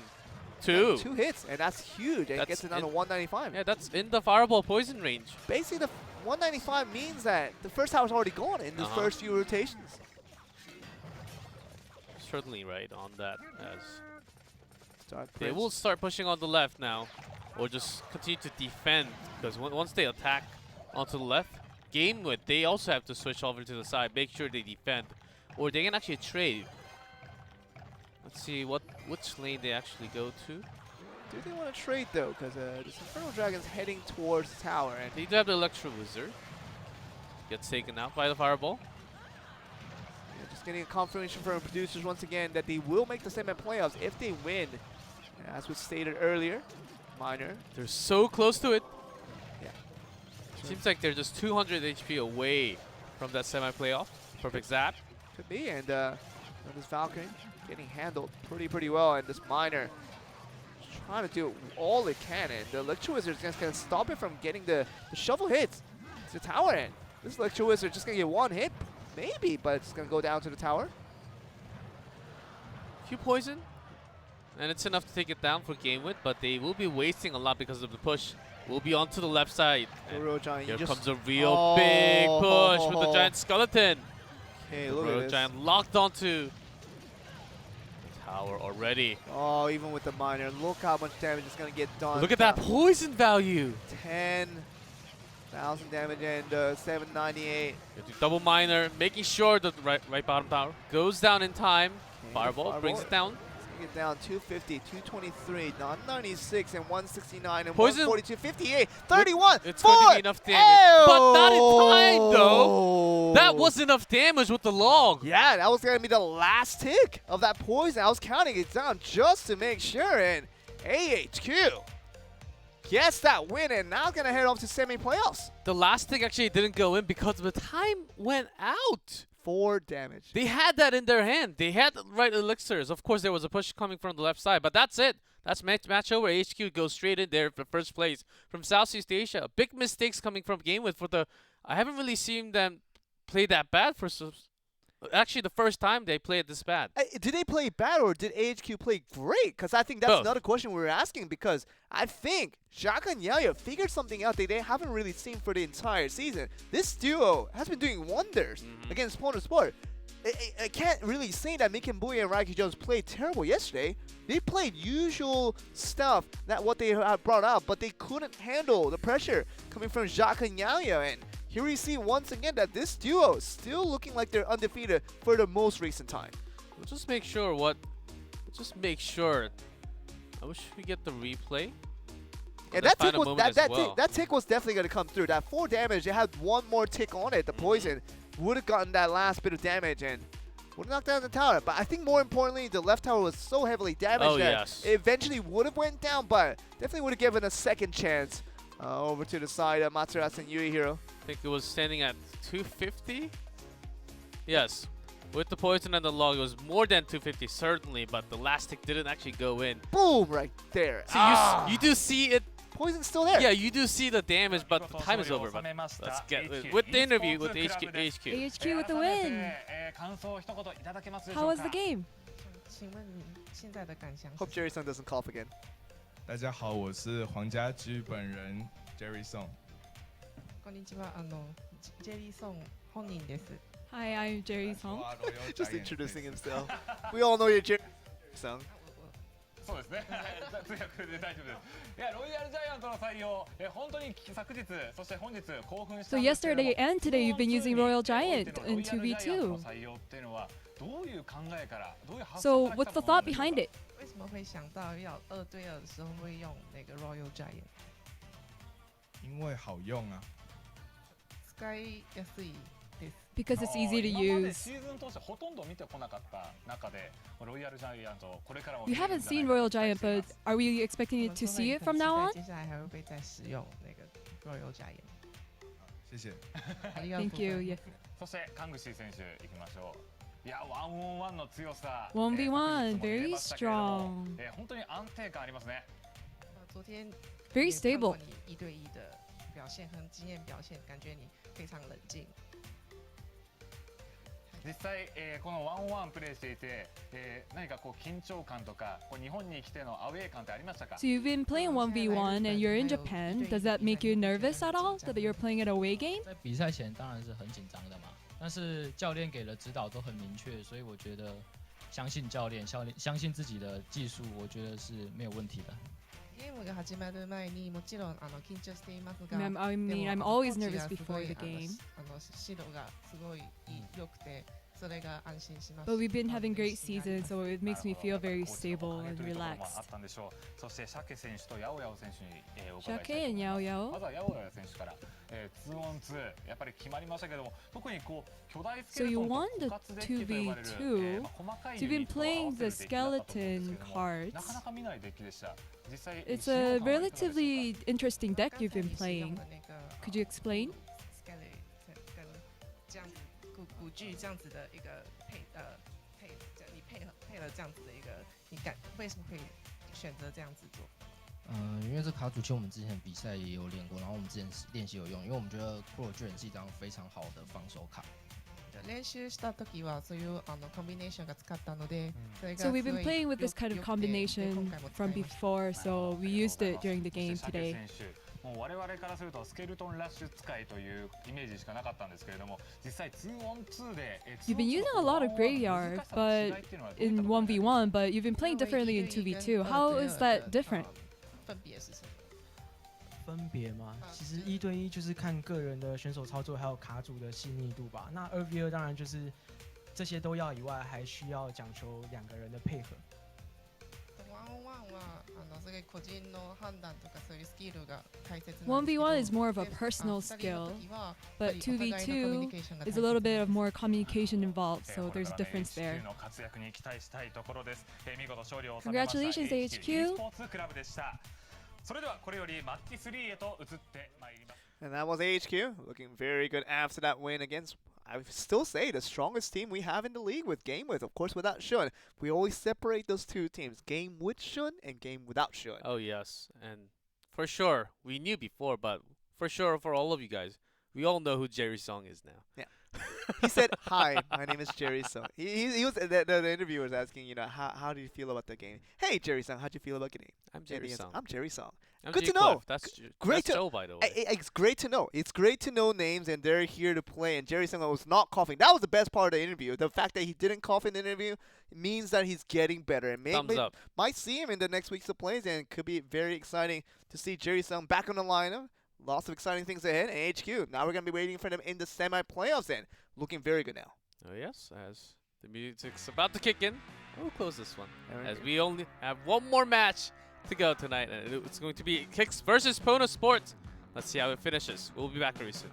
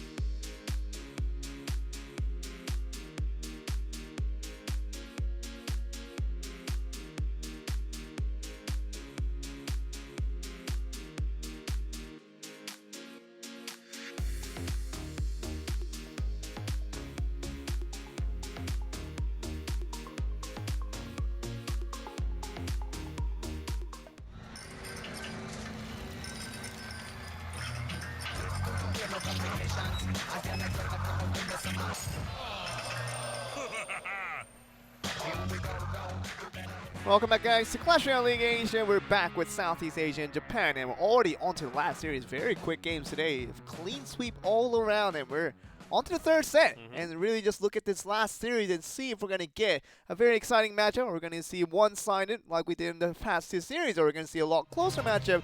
We're going to find out very soon. It's going to be kicks. They have no chance of advancing to the postseason, but still, for the final glorious moment themselves, they are going against Pono Sports, one of the strongest teams.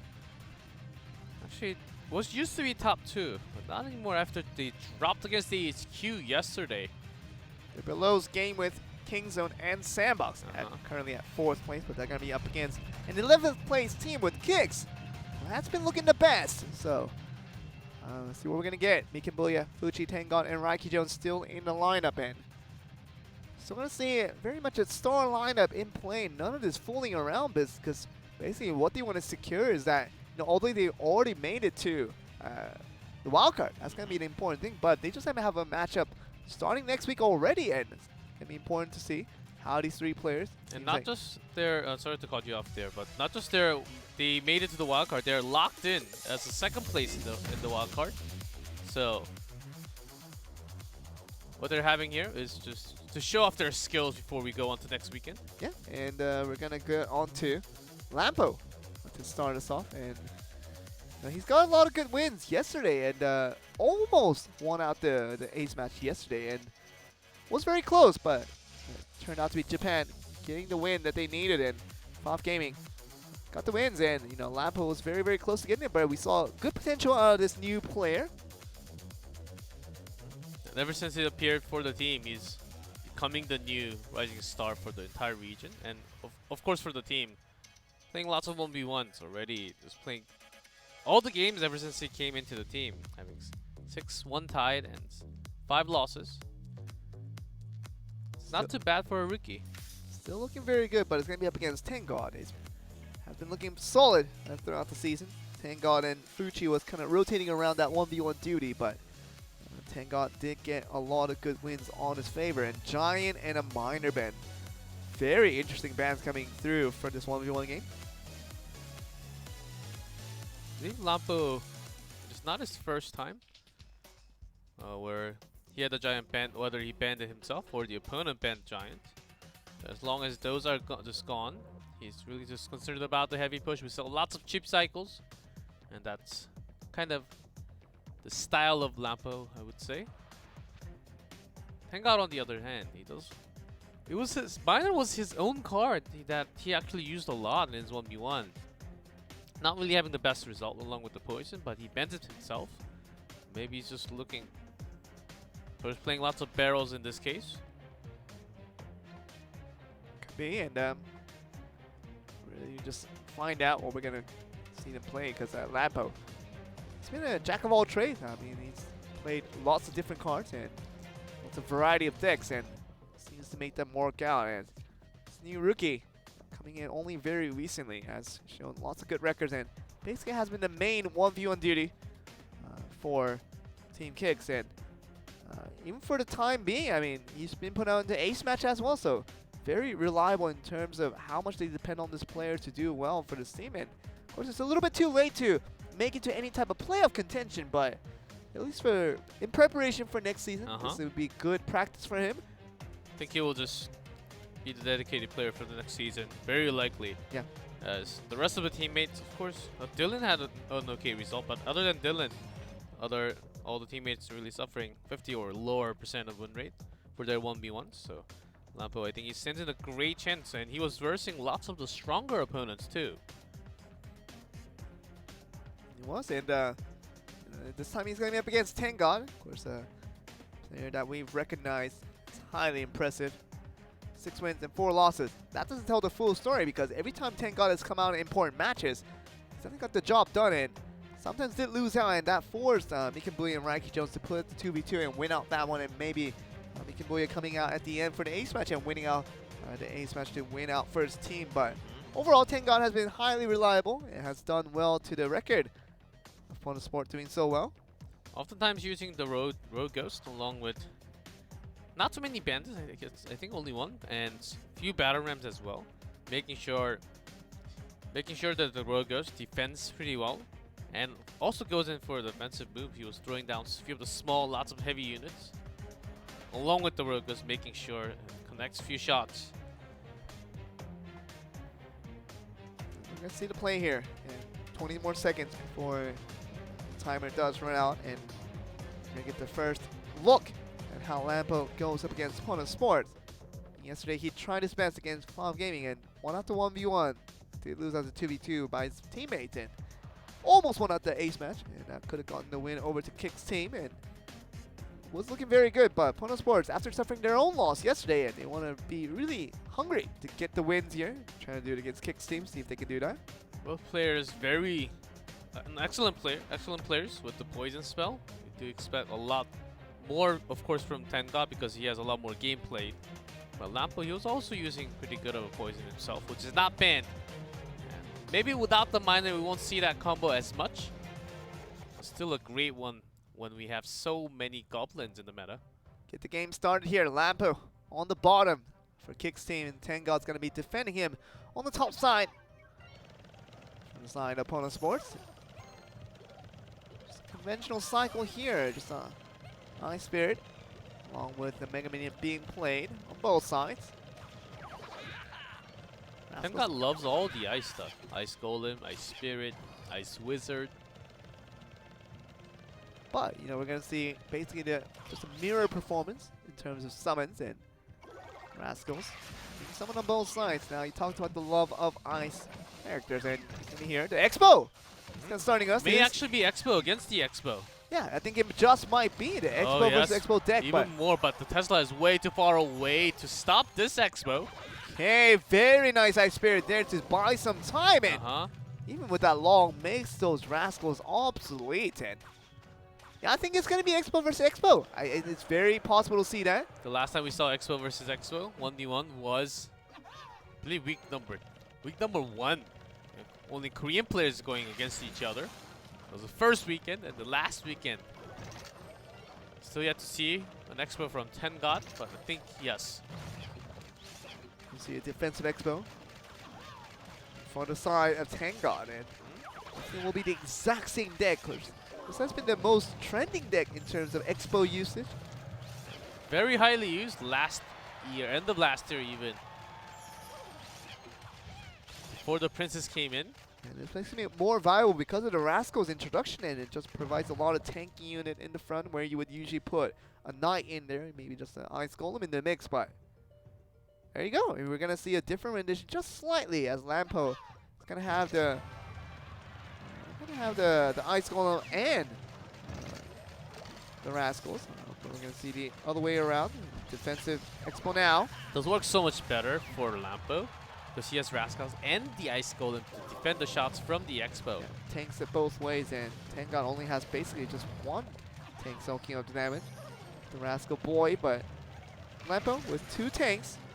See how he can get the advantage here. Let's see the Tesla. He can buy just enough time with the Tesla and the Ice Golem. We'll actually bring the Expo down with just the Tesla. Yeah. Spot the time though. And now we're going to see an offensive Expo once again. See the Tesla being targeted here, and see nice targeting going over to the Ice Golem. Making it very, very easy on that occasion. But just lock onto the girls, and right after Skeleton, no, another Rascal, just in time for Tengot. But, you know, we're going to see the damage out consistently here. And we're see an offensive Expo now on the side of Tengot.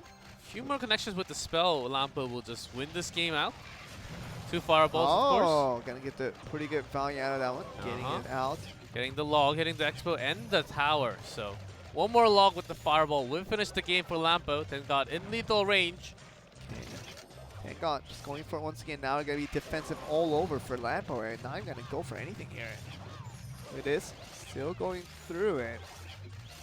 See how we can make out of it. There's a log being thrown down there with the fireball. Will be ready. And that seems like the game number 1 going to Lampo. Lampo looking very good since yesterday. He's on tip-top condition as Expo was used once before by him, and he's going to bring it back once again in a mirror matchup, and he's going to take the win for game 1. The defensive use from Tenga to start off, putting that Tesla right at the center. And Lampo having that reflex to position his Expo right after was that spawns. Yeah. Was the starting change. And then Lampo also had the Ice Golem to tank so many arrows from the Expo of Tenga. That was the basic difference between the two Expo decks, having 2 tanks versus 1. Having the Rascal for Tengon made a lot of sense. The Rascal Boy was taking up the units, especially the Expo. All the strikes coming in, but had a double duty for Lampo. Had the Rascal Boy and also the Ice Golem ready to go. So really just buying a lot of time when the Expo is just lured into those little tanks, buying a lot of time. Sometimes when you just have the Expo with the Tesla, and what Tenga needed to do was to spam bridge along with the Tesla. When that happened once, Lampo was throwing a fireball, just hitting everything together, and that's going to even bring much more value to your opponent. So Tenga was kind of lost in out of nowhere in the space. He couldn't really use his own because the Mega Minion, of course, Expo will just shoot through the ground without any ground units as a defensive tool. Rascals had to deploy just in time, and he was kind of short in an elixir all the time. He's losing out the value. See Mikimboy and Reich Jones helping out, trying to find support towards Tengad, who has had trouble in that game 1, was defeated out, but Lampo, it's a young prodigy, looking very good. See what he can make out of this game too, because he's been looking good so far, and this next game could tell us a story of can he continue on the pressure and make Tengad, of course, the experienced veteran himself, make him look like a fool. Definitely could do that. Timeout being called out, and if he does get the win, then it's going to be Lampo getting this clean victory here. That was why the Giant was banned. Golden Pekka there way too slow, placed all the way on the back. Giant a little bit lighter, but still against the Expo, a great counter. So we do see all the reasons behind the bans.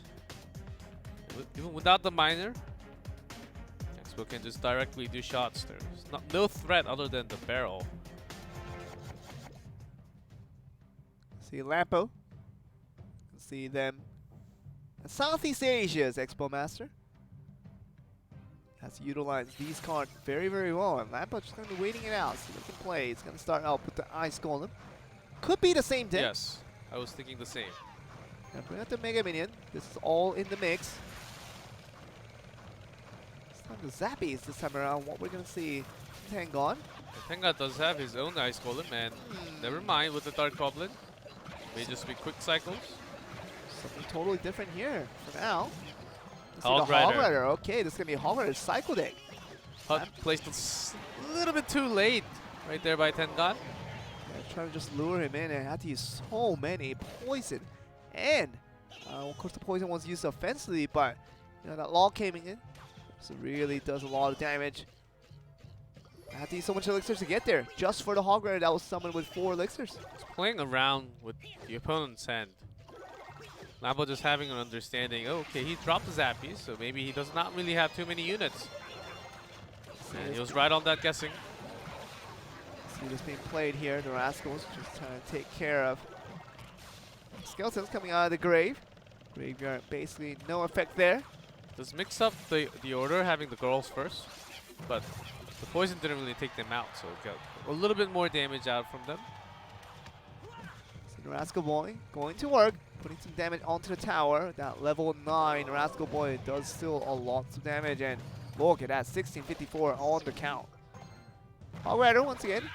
How's it going to be stopped? The Rascal's here. Gonna get to 1 hit, and she will go down. Did have the hut as well. Maybe he just didn't want to waste the hut, making sure he puts it down right after when Lampo uses that poison. Onto the opposite lane though, where Lampo is focusing on his attack to the left. He's going to bait out the log. He's going to allow the Rascal to run freely now, and basically does not have another spell for it unless the poison comes through it. Otherwise, hugely a disappointment, but great poison there, getting the Rascal Girls from behind, and Zappies go down. Rascal Girls are free to attack, but they're going to go for the Ice Golem instead, so good aggro away by Tengat, but he's still suffering from quite a bit of damage now.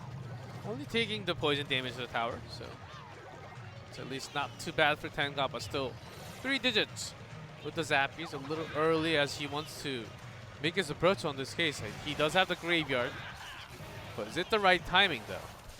962. Poison damage comes through once again towards the Rascal Girl and also the Goblin Hunt with the tower. Bringing it down to 773, down to 746. And see the Hog Rider now just trying to reach towards the Goblin Hunt more than anything. But not even a single hit from the Zappy. You can see this poison now being planted down. 9 elixir used. But the Dark Goblin's there to clean up the duties here and still ready to go. The Log's gonna take care of that one, but still now mega investment into this left tower. Goblin Hunt there. Still taking a lot of damage though.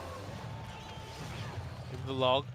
Hog Rider does not connect, but poison continues to do damage, and just with two more poison and some more damage will bring the tower down.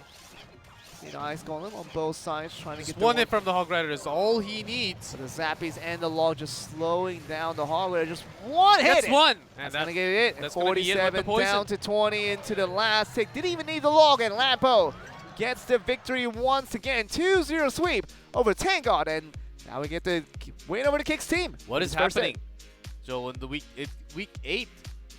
We're expecting quite of an opposite to happen in the final week when Japan is finally being a little bit underestimated. I think they're really underestimating the opponent, not really being too perfect on their deck choices today. And perhaps getting figured out, G-Club. I think that might be another story to this, because I think everything being secured for the Japanese teams with obviously Game Week going to the finals and Pono Sports going over to wildcard, that's already been secured.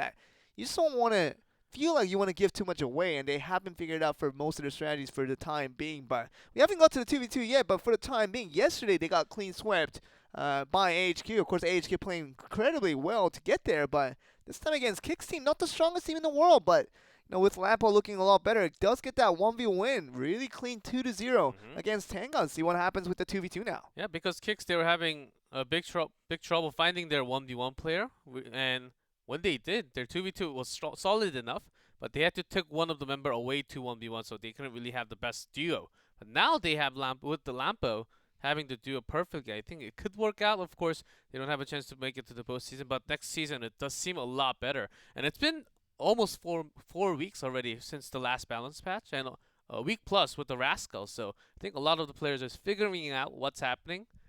The meta will be shifting once again after a big change in June 20th, which is coming in 5 days, I believe. And specifically for a Kicks team, I think we'll get a better indication of how good this team can actually be with Lampo newly added onto the lineup. And you know, we're going to get the Rock and Dylan being put up. See what they do against, you know, of course, this famous duo, Meekin Bully and Raiki Jones. That's looked so good throughout the season, but can he do it again? Because they got clean swept yesterday, and by this momentum being put right here, I think Dylan and the Rock might have some surprise for us. We'll see. A very strong duo for both teams. Mikabuya Raki Jones, just a dedicated 2v2 for the team of Ponos. It suffered yesterday, actually. It was a big surprise against Shaka Yaoya. Also a very strong duo. But a 2-0 was not really expected too much. That was actually their first 2-0 loss under 2v2. Yep, they never got clean swept. Yes, ever. Racky Jones and Meekin Bully, even if the games that they lose, they didn't lose many, but the games that they lose, they lost with at least putting up a fight. They got one win and got 2 losses for the few times that they got the set loss, but yesterday was the first time against HQ, against any team really, to lose out in 0-2, and that was kind of an embarrassment already from yesterday, and see that embarrassment continues because this time around, Kicks team is looking a lot stronger. See if Dylan the Rock can pull off the magic here. They're going on a downhill. Of course, they play next week against Doji and Entis, who's third. Pono Sports second, third go against each other. First and fourth go against each other. So maybe this is not the time you want to reveal your strategies. Just keep playing what you played before. Make sure you have the teamwork communication done perfectly. Let's get one more game through and just practice for the next week, and I think that should be the mindset for Pono Sports right now. Very well could be, and Pono Sports they're not in the same situation where Game With is comfortably heading to the finals. They can't just give games away. And although they made it to the wildcards, they got match coming up next week, just right after. And you can't feel too comfortable if you're opponent's sport because you want to build up a good momentum before getting to next weekend. We're going to get the bans coming out. Tornado ban, very typical of what we've been seeing throughout 2v2, but a balloon ban, kind of limiting out the soft ban, the balloon and the lava hound for the side opponent sports. Same bans, but of course from different sides. Since match 2, we saw lots of tornado being banned. Just not available for today's 2v2. First, Chaos Theory, Detonation Gaming, both banning tornado. Game With banning tornado. Now Kicks. So without that spell, just guessing lots of the barrel. You just have barrel. We just mentioned it over and over again because that's right now actually the strongest in meta 1v1 and 2v2. Hey Joe, with the clone change, with the radius buff and the healing spell as well. Definitely not going to see the heal. Ash earlier just for confirmation. Yeah, unless the healing amount or the time actually, I think they should increase the amount of healing and shorten down the time. That would be a major buff, but maybe too strong in a way, you know? Sure, I mean, it only costs a couple of elixirs to get down there. I believe it's 3, right? I believe it's 3 elixirs. I just don't use it ever, so I just never really keep track of that. But let me look at it now. It is definitely going to be 3 elixirs for the heal usage. And I mean, at tournament level, it's just going to do 176 healing per second and 2.5 second duration. So in the end, you're just going to get about, let me do my quick math. We get about 500 HP in total just of healing. But you have to survive for that 2.5 seconds. But the radius is going to go from 3 to 4 now with the newest patch that will come in a couple of days. But, you know, what does that mean? Are we going to see the heal being a little more valid? And are we actually going to see it in competitive play? That's going to be the important question. We'll see. Still, because there are lots of counters against the healing, that's why we don't really see that spell going around too much. It's just a poison. I mean, just put a poison right above the heal, and it definitely has a wider radius to begin with, and also And longer of a duration as well. does more damage overall, and your units definitely will not survive that one, and eventually take out the damage from the other side. And it's an interesting topic. We always want to talk about it, but let's look at this though. Making Booyah on 2v2, 15 wins and 11 losses, but Raiki Jones got 8 wins and 5 losses altogether. So Making Booyah has played a lot of 2v2s with different duos in the past, but had the most success with Raiki Jones. See if this will continue. Oh yeah, for sure. And yesterday was quite a shock. They actually not really made too many mistakes, but deck choices or spell choices, they just didn't have it at starting hand. That was the most painful moment for them. And really starting off with just about 1,000 or less than 1,500 on your tower within the first 30 seconds, you do end up having the disadvantage for the rest of the game. It was just unfortunate for them yesterday a little bit. We'll see the headsets on for both players here from the side of Pono Sports, Making Booyah and Raiki Jones. Has been looking splendid all season long, and coming up against the Rock and Dylan and see what they can make out of it, because Team Kicks just need a really good win out of this set, and they would go on a clean sweep once again and try to get a win over Pono Sports. That will be quite an accomplishment this late in the season. We'll see. We're ready to jump into game. Making sure they can hear each other. Communication has to be on top. No delays. No double spell on the same spot. Sort of double lock from yesterday at a panic moment for Making Booyah and Raiki Jones, but here we go. Game 1. It's 2v2 between Kicks team and Pono Sports as we see The Rock and Dylan getting ready to play against Making Booyah and Raiki Jones. The thumbs up going in from the side of Kicks team. No response from Pono Sports. That's a response right there. Just putting out the golem. They had the good luck to begin with, so. Okay. A good trade of damage. Good trade of emotes as well. You always understand that. You always want to be on the top of the game. Top of the emotes game. Tesla for Kicks. Oh, Magic Archer. Early rage from Ponos. Ashgar just gonna take care of the Mega Minion. It seemed like it was, but Mega Minion still doing its job. Now all the remains of that Golem, and the Golemites go down, and see this being played here. The bat planting out the Infernal Dragon. Has to use another zap to make sure it resets.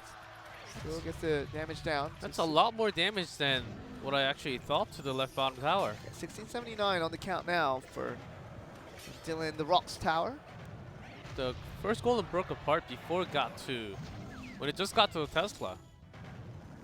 A few of the back units actually did some damage as well. That's why they focus so much with the spells.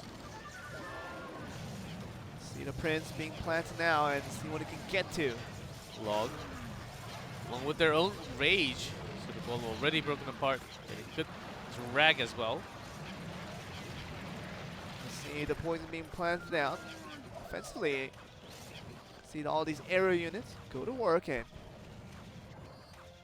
see how far this Infernal Dragon gets. She's gonna leave it to damage and 853. About 300 plus damage from that Infernal Dragon. Can't really, really hard when Infernal Dragon is less than 50%. Let's see the attack on the right side this time. This is a big investment by Kicks actually, because they're not really dropping down their own golem, they're doing some damage to the off lane. Okay, just trying to defend out. Now They with wasted one golem. some elixirs. He did. And Look at this push from Ponos now. Rage, double Prince, double Golem. Oh my goodness, this Infernal Dragon is on fire, doing so much damage on that Rage. And look at this, being Fireball being played. The Golemi's still at it. Still the second Golem. And with the explosion, we'll just finish off. 23 seconds. Doesn't look like Mikenbuya and Raiki Jones will lose out this one now, as defense is on point. As if we get to the Elixir Wizard, who's going to do such a good job, even the guard there to help out as well. So 10 seconds, literally no way in the world that Dylan and The Rock will be able to get this game 1 victory, as Mikenbuya and Raiki Jones come back strong once again in this game 1. This 2v2 and gets that game 1 victory. They're ready for their own push. Pono Sports having Mikenbuya, Raiki Jones. They had their Princess locked in, Golems ready. The first one actually deployed even before the minor poison came in. The moment they used, which was basically wasted in this game, off to the right side, which was very unusual, I would say. So you can just hold that minor, maybe for your own counter attack right after that is your best option, as they had some time to work it at that time. Definitely would have been nice if Kicks went for the defense there, but really had no choice there because everything was already falling apart and they were losing out on elixir trades and basically didn't have enough to defend out against the Golden Push that eventually broke the tower down and had to go for something and just set the miner over there, and that's another 3 elixir use. And that was Kicks suffering from that loss right there, and game 2 now looking very grim in the way how they did come back from this one, because Mikenbuya and Raiki Jones seem to be on another level past things, guys. Yeah, with the poison though, that's 6. If you just add one, that's a golem. And poison was actually taking down the tombstone as well, but they couldn't push into of their own anyhow, so it didn't really matter. So that's why I was calling that a waste, basically. And even Raiki Jones and Mikenbuya, at the moment they saw the miner, even without the poison, they knew they were going to have a crazy impact on their next push. So they were really happy at that moment. They basically knew that the game was over. That's how it became, and Mikenbuya and Raiki Jones now looking for this win right here. Would probably bring out Mikenbuya on the ace match if it does go to that, but 1 game away for Pono Sports to bring this over to an ace match, and let's see what works out. See, Goblin Barrel starts off. Walk there cleanly in time. Minor response from Kicks. The cards are one of the best unit that you can actually deploy into the arena against all the Prince right now. They will just destroy the single target units like the mini P.E.K.K.A. and the Prince. And even the P.E.K.K.A. has a hard time against the guards. See the Dark Goblin being played out here, but the Mega Minion takes care of all the damage there. See Tombstone just to sort out the damage and sort out the tanking units. As you can see the skeletons being summoned. what else are we gonna get? Are we gonna see the Dark Goblin just trying to poke up here? Double the miner actually did less of the damage compared to the barrel, one single barrel. Like before. The tower count is down to 1266 for Kick's team. Notice that just having an excellent understanding of the cycle of the opponent. He knows exactly when to speed up or slow it down. Definitely controlling the pace for their own benefit. And you see the Ice Golem taking the shots there. Prince is going to take it there. And what else are we going to see? We're seeing the Rascal being played very nicely. Defensive poison, so let's bring down the guards, but everything else along with it. Okay, we're going to see the misplaced guards. with the guards. 3 goblins at the front of the tower, and Mickey Booey and Raki Jones pulls that very nicely. The tower's basically gone already. Notice chipping some more damage with the spells. See this being put out here. Of course, everything did well to make sure the damage did come through, and eventually will be Mickey Booey and Raki Jones. Kick's team, they also have enough time, 45, just to have some enough time. Let's see. 963 though. They need starting lots off of that poison to bring the tower down, though. We only have 30 seconds. Gotta remember that, and not much time in reality. And what else are we gonna see from this? Because for the time being, it seems like Mickey Booey and Raki Jones will take it, but A great mining position, misplaced guards there. Connecting a few shots to the tower, 70 seconds. 57. Oh, even a fireball. So that may just be it. 10 more seconds. Need more spells to get this down. 128 to 101 to 74. 47. And nothing for the time being, and no more. And poison will not come in time. And 47 damage was not compensated for. And Mickey Booey and Raki Jones gets a clean victory on that 2v2. Now gonna head over to the ace match. See who's gonna make it up. Well, that was all they needed, which was used a second, 4 seconds right before the next poison. I believe they had the elixir for sure, but the cycle just didn't come through. Yeah. I mean, they had the poison ready to go, and it was going to be ticked in time. And only if the game came in with 5 more seconds of play, definitely that 47 would have been accounted for and would have got the damage done in time. But Mickey Booey and Raki Jones threw down all the spells, threw down all the units to make sure those spell rotations did not come in time, and kept the pressure on both lanes, and especially getting that left one down relatively quickly there. Just transitioned to over to defense and looked very good on that 2v2. It's really hard against all the barrels that just forces down all the spells to be used, and along with the Ice Spirit even connecting to the left-bound tower, Pono State just had understood the cycle so much more. And it comes down to the ace match, 2-0 and 0-2 for both teams. Very likely Lampo and Mikambuya, right? You would Sure. you would only That will be my picks for both Yes. teams. I think Lampo has been solid. Might be the best player right now in Kick's team altogether. But Pono Sports, I mean, who do they send out in these pressure situations? It's always been Mikambuya, and there has been really been no one else that comes up in this scenario. They're acting like they're talking about it a lot, but I feel like the decision already has been made, don't you think? Yeah, I know. They're just talking about. I think they. Maybe what to get after Yes. the program. Maybe What's get the best food right after? for lunch, you know, a beer. Some takoyaki. Yeah, sure. I mean, not for lunch, but takoyaki would Like be. lunchtime is already gone, so just think for so? snacks. I mean, these guys had to have lunch though. That's the problem. I want these guys to have lunch. Maybe some goblin barrels. Woo! It'll be a little bit hard on the exterior with that wooden barrel, kind of harder to eat, but I'm sure they'll get a nice appetite for whatever they're gonna get. Still talking about what to get after lunch. This is like a takoyaki. Of course, Takoyaki. still available yakitori. We can go to the next place right Donburi, after. Sushi, it's all there. But I have to say, like this soy sauce, like the wasabi place. Yeah, you're just translating what they're talking about in the Uh-huh. conversation now. They're And definitely not talking about who to send out in the ace match. And That's Kicks, something. they're trying to eavesdrop because they're over at Japan right now. They trying don't know what look to for the eat. best plates, best restaurant. Yeah. They're listening to them right Hey, now. let's listen to them right now. That's what I'm saying. Is that look at The Rock saying, "Hey, these guys are talking about food." Like, well, we should follow them and Yeah. eat together right after. Just play some Clash Royale. Takoyaki. That sounds like a great idea. What about takoyaki? 10 for 5? Yes. Yeah, Mikambuya is definitely coming out. There's no question about this. I feel like he's always the guy to do it, and he's always the player that comes out in these pressure situations. He's just gonna write his own name down. Probably gonna make the entrance. Might just see Lampo though. You see Lampo on the camera. Kind of indicates to us who's gonna be coming out to play. We do see. I'm still jealous of the beanie though, even though I'm not a beanie person. It could start today. I'll make sure I go to some classes. Yeah. And make my own beanie. Make your own beanie. Why don't you just buy one? It takes you less time. Skills. You gotta have that finger skills, man. That's how you Clash Royale. Well, I mean, you don't have Clash Royale cast tomorrow, so you can maybe go to that beanie clash tomorrow. It's closest on Sundays. Close on Sunday. Unfortunate. Unfortunate.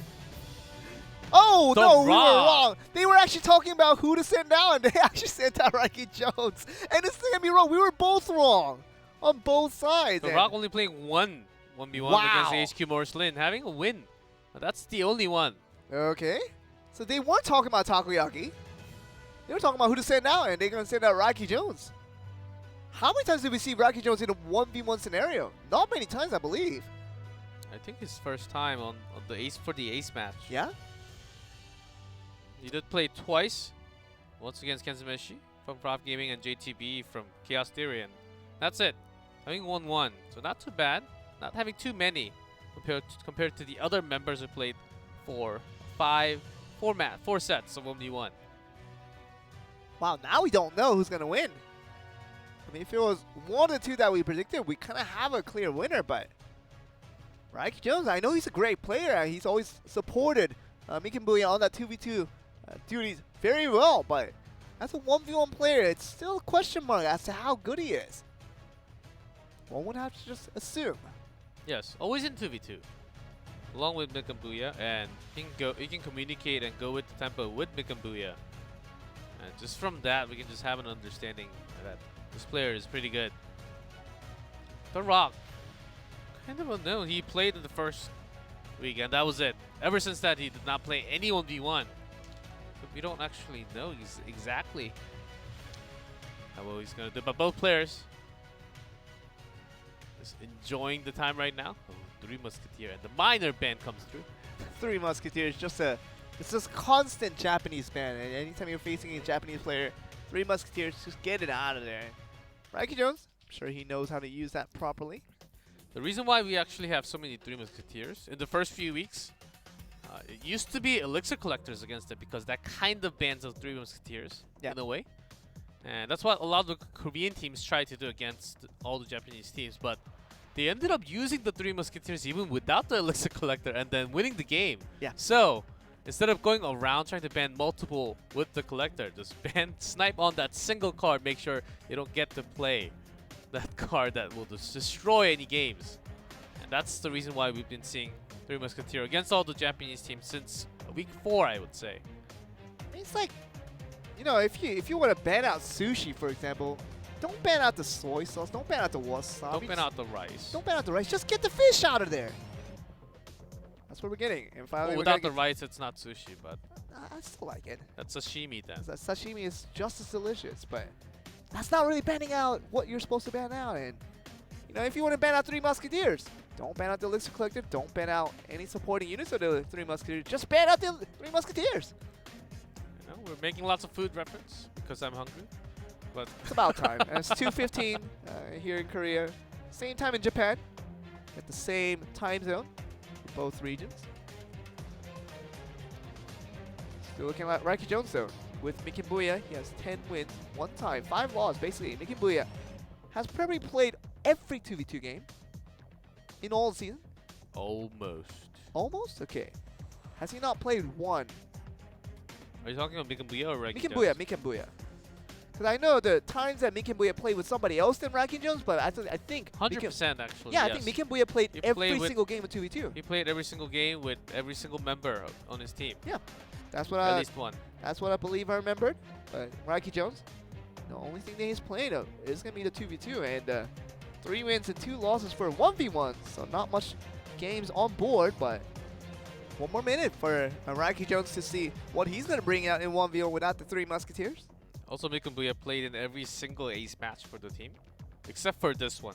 So that's why we were very surprised when we didn't see his name. Maybe he's just trying to hide strats for the next upcoming weekend, which is, in terms of how important the match is, a lot more, I would say, next weekend.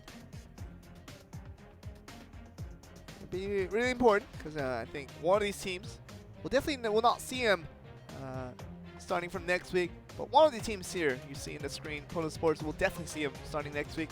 Wildcards is going to be their next one on their assignment and next one on their list to take care of it.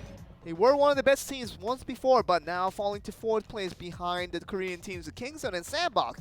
Pono Sports would like to get a win right back, and maybe they can pull through as one of the bigger teams out there. Starting from next week, teams will be eliminated when they lose. So different format.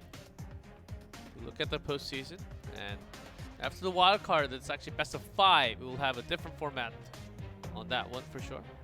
Of course, a lot more 1v1s than 2v2s. Proves the importance of being a good individual player. And Raiki Jones trying to make sure he becomes that player. Gonna go up against the Rocks to see what he can do in the stakes match.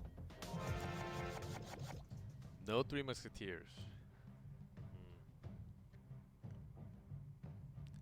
And no Miner either. Come on, started already. I want to see those goblins. Something thrown. Raiki Jones just looking for it now. Gonna get the Rascals out, split it up behind the tower, and gonna start off with the Infernal Dragon for Raiki Jones and the Rock. How's he gonna handle the Rascals here?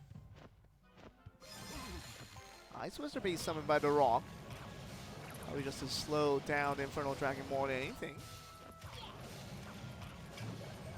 See the Elixir Collector for Raiki Jones now. The bowler response.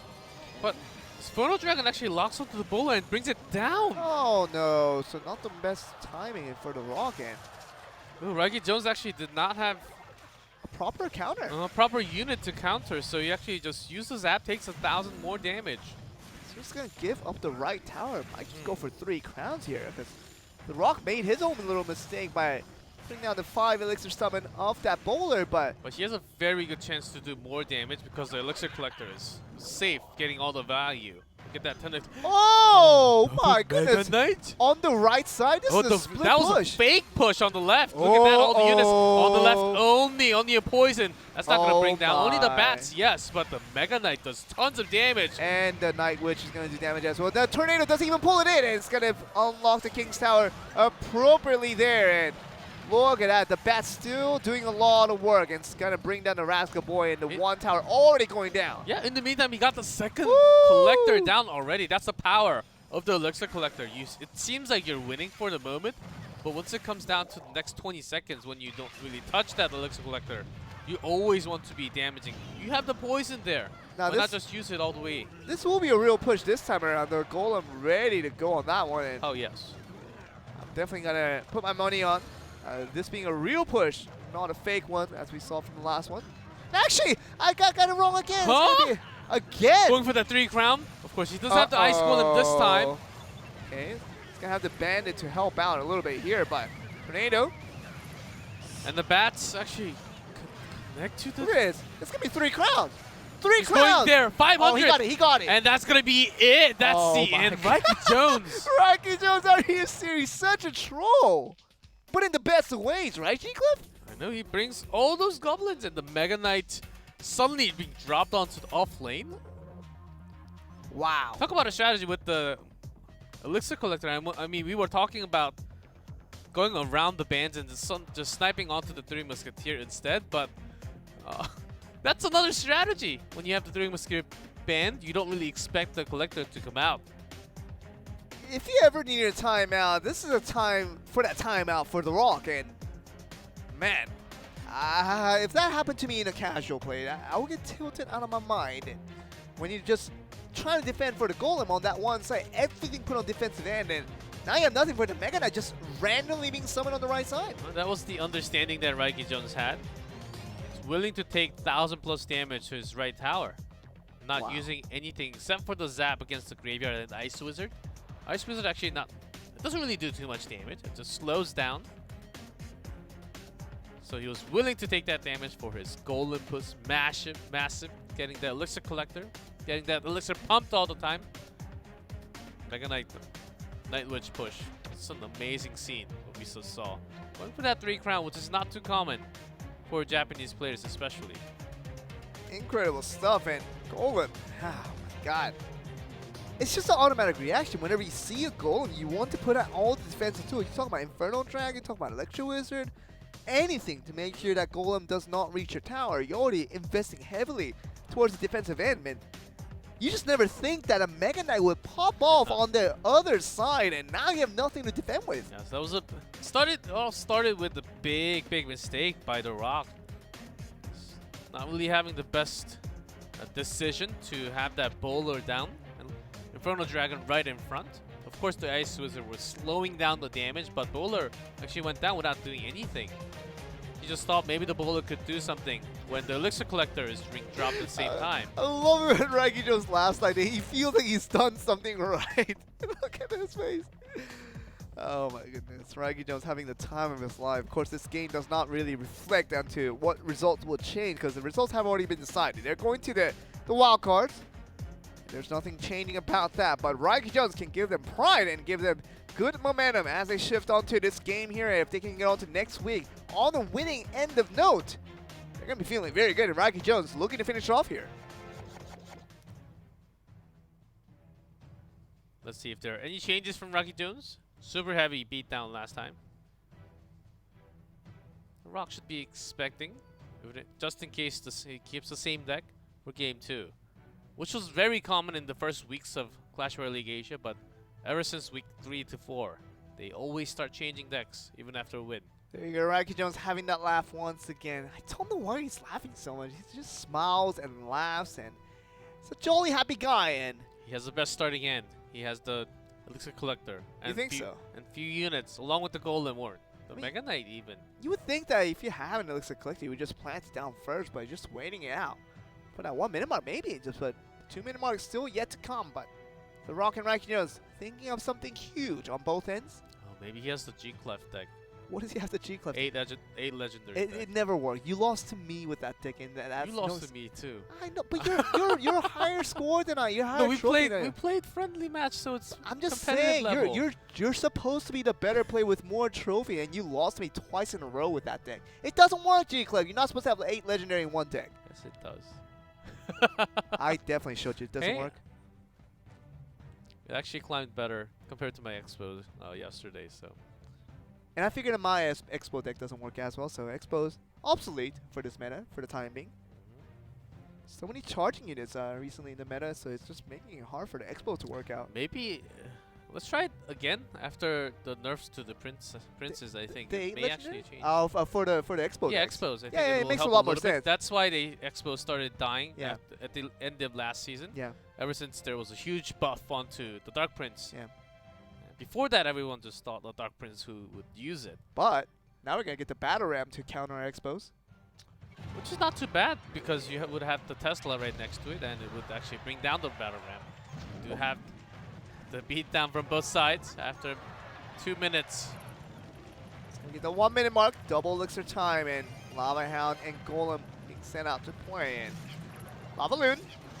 See how far this one gets.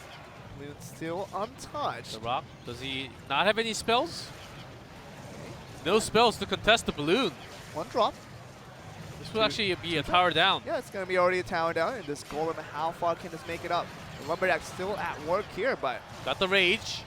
And look at the really numbers are going down quickly. Oh, the Rage is actually going pretty fast here, and the Tombstone just trying to buy some time, but barely gets it. 224 on the count, but still. That's much closer than we thought. Needs to get the... Okay, we'll get it down with a zap also. Okay, So I think the Rock can just do it. Okay. 35? Oh, Yes, the zap. He did have the zap cycle. Okay. And that's more than enough damage. Poison was not going to finish it for certain, but the real problem is the balloon. Okay. Already traveling to the tower.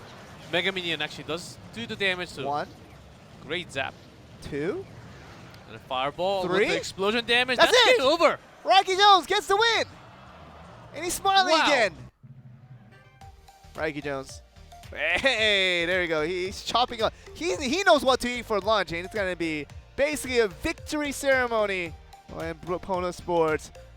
Looking like one of the best teams that we have in the league once again. And yesterday, I mean, they did suffer that clean sweep against them, but this time around, looking a lot better. And we're gonna end out the last series with Pono Sports getting the victory there. Yeah, well, of course, Raiki just not really playing too many 1v1s, but after seeing this match, he was pretty confident in the good reading of elixirs and The Rock making a few mistakes. And moments like that, Raiki Jones, he decided to push right away because he knew that he was going to lead with his balloon, and that was a massive trade there. And you gotta give it to him. Raiki just maybe should play a lot more 1v1s now. I mean, he's been doing very good. Of course, now coming out for the ace match makes a lot of sense when Mikambuya didn't necessarily want to play and gave Raiki Jones the chance. And what a chance he took. I got the win for his team, and obviously Tenga tried his efforts at 1v1, didn't work out, but Lampo, I was kind of surprised that he wasn't sent out. I feel like he is the best player that the Kicks team has, but maybe just a different thought process than what we had, but look at this. I mean, this was a lot closer. This push right here with the Golem, we thought it was going to do a lot less, but the Night Witch still at work, as we saw to the very end. They will actually have finished with 7 wins, even though they don't really rise up to the top of the standings anymore because they're locked in from head-to-head. Tied rules there, but Raiki Jones having this massive attack, just understanding the speed of the balloon. And you see the zap. The Mega Minion was actually doing the damage, and the zap comes in, which resets and attacks the minion now, which allowed the balloon to do extra damage. That was really important there, and Raiki Jones gets that victory. We're going to go into an interview to hear from the Pono Sports, the winners of today's match. Ponos with the win. Mikamboya, how was it? Yeah, Raiki was able to win the third set, so it went as planned. It was very unusual that you weren't on the third set. I mean, GameWave got the wild card. And I told Raiki that you'll be able to do it, and I trusted him. Fuchi, how was it today? Watching from behind? I was very nervous. But Raiki Jones was having fun playing his games, and I'm very happy about it. Raiki Jones, you were raising your hands when you had that win. How was it? It felt really nice.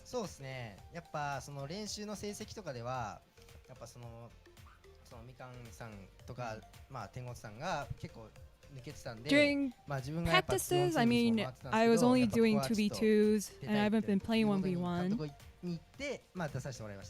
But today, Mikan trusted me and let me do it, so and I was able to do well today. So I'm very happy.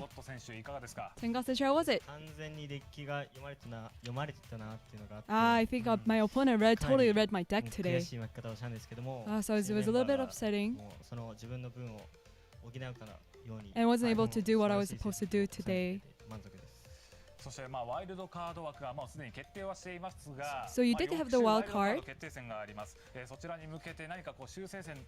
but what are your expectations from moving forward? Right now, we haven't been winning our 1v1, so it's our homework.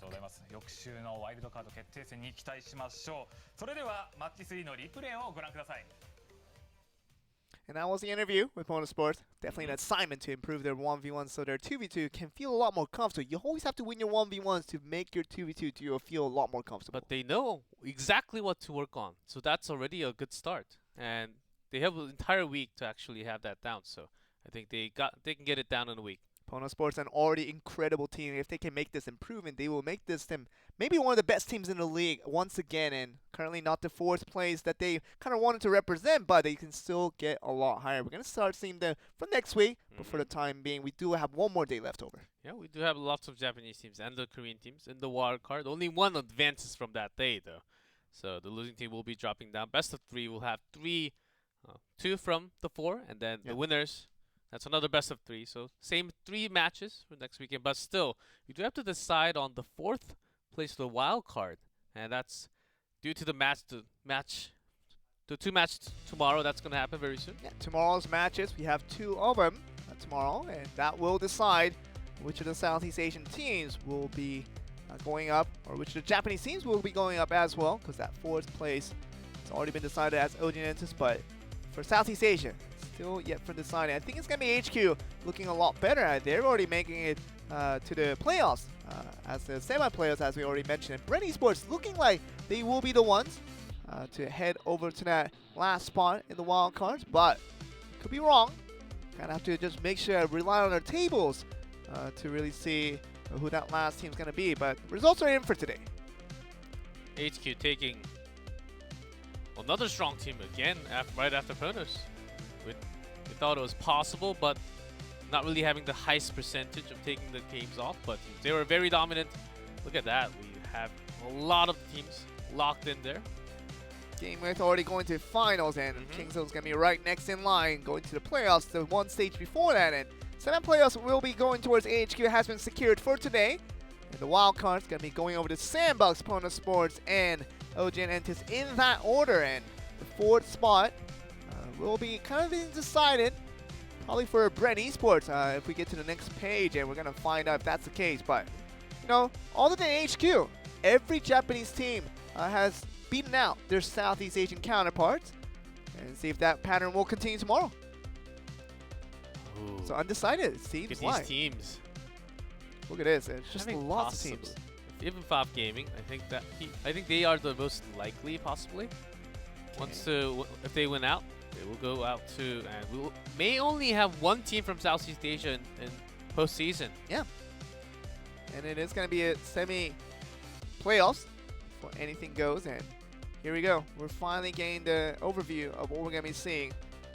The wildcard winner, the 4th wildcard team, it's yet to be decided. It will be decided tomorrow after tomorrow's matches. And like I said, if Brent Esports doesn't really show up, I think they might just be left out of the playoffs altogether. We thought they were the best team in Southeast Asia when we began the season, but things have shaken throughout the season, and now they're in this state where they're kind of awkwardly in the bottom place of the map. And now we're going to be probably not going to be seeing them if they don't do well tomorrow. We'll be going against Sandbox for a team to be inside. But that's going to be the weeks to come, the semi, the playoff, and the finals. And the date, the schedules, where they're going to be, what time. Just take a screenshot of the screen and make sure you just have it on your background on your computer or your cell phone, your devices. Make sure you tune in. It's going to be fun games coming up, and Taipei is going to be the beginning of our semi-playoffs with Korea holding the playoffs and the grand finals of Clash Royale League Asia. It's been a long season. We already got through basically almost 8 weeks of play, and we're going to get to a couple more weeks before we end out our season for Season 1, our first competitive play here for the pro teams. And for the playoff, we actually have a different format. We'll have King of Fighters, all-kill format, and we're going to explain that to you in the coming weeks. That's going to be a new one for the playoff. But look at that, Chaos Theory versus 5 Gaming, Brand Esports, and Detonation. It's going to be the last 2 matches played before we get to the wild cards here, and wonderful games already being played throughout the 7 and 8 weeks almost, and we're going to get to 2 more matches before we head to the playoffs, and wild cards will be very much underway, but already exciting matches ahead. Anything like say before we close out? I'm glad that everything else is decided, but the final spot, and may actually create some drama going against Sandbox, who is actually on a super rise. Sandbox, they were losing a lot in the beginning, but climbing up super high the later weeks. Let's see who their opponent is going to be by the end of tomorrow. We'll have every team decided. Only 2 matches decided all for the wildcards, and we're going to be back with me and Simon back on desk for Sunday. So we return back to us at 7 p.m. Korean Standard Time. We'll be back for the last bit of the conference division. We'll see you then.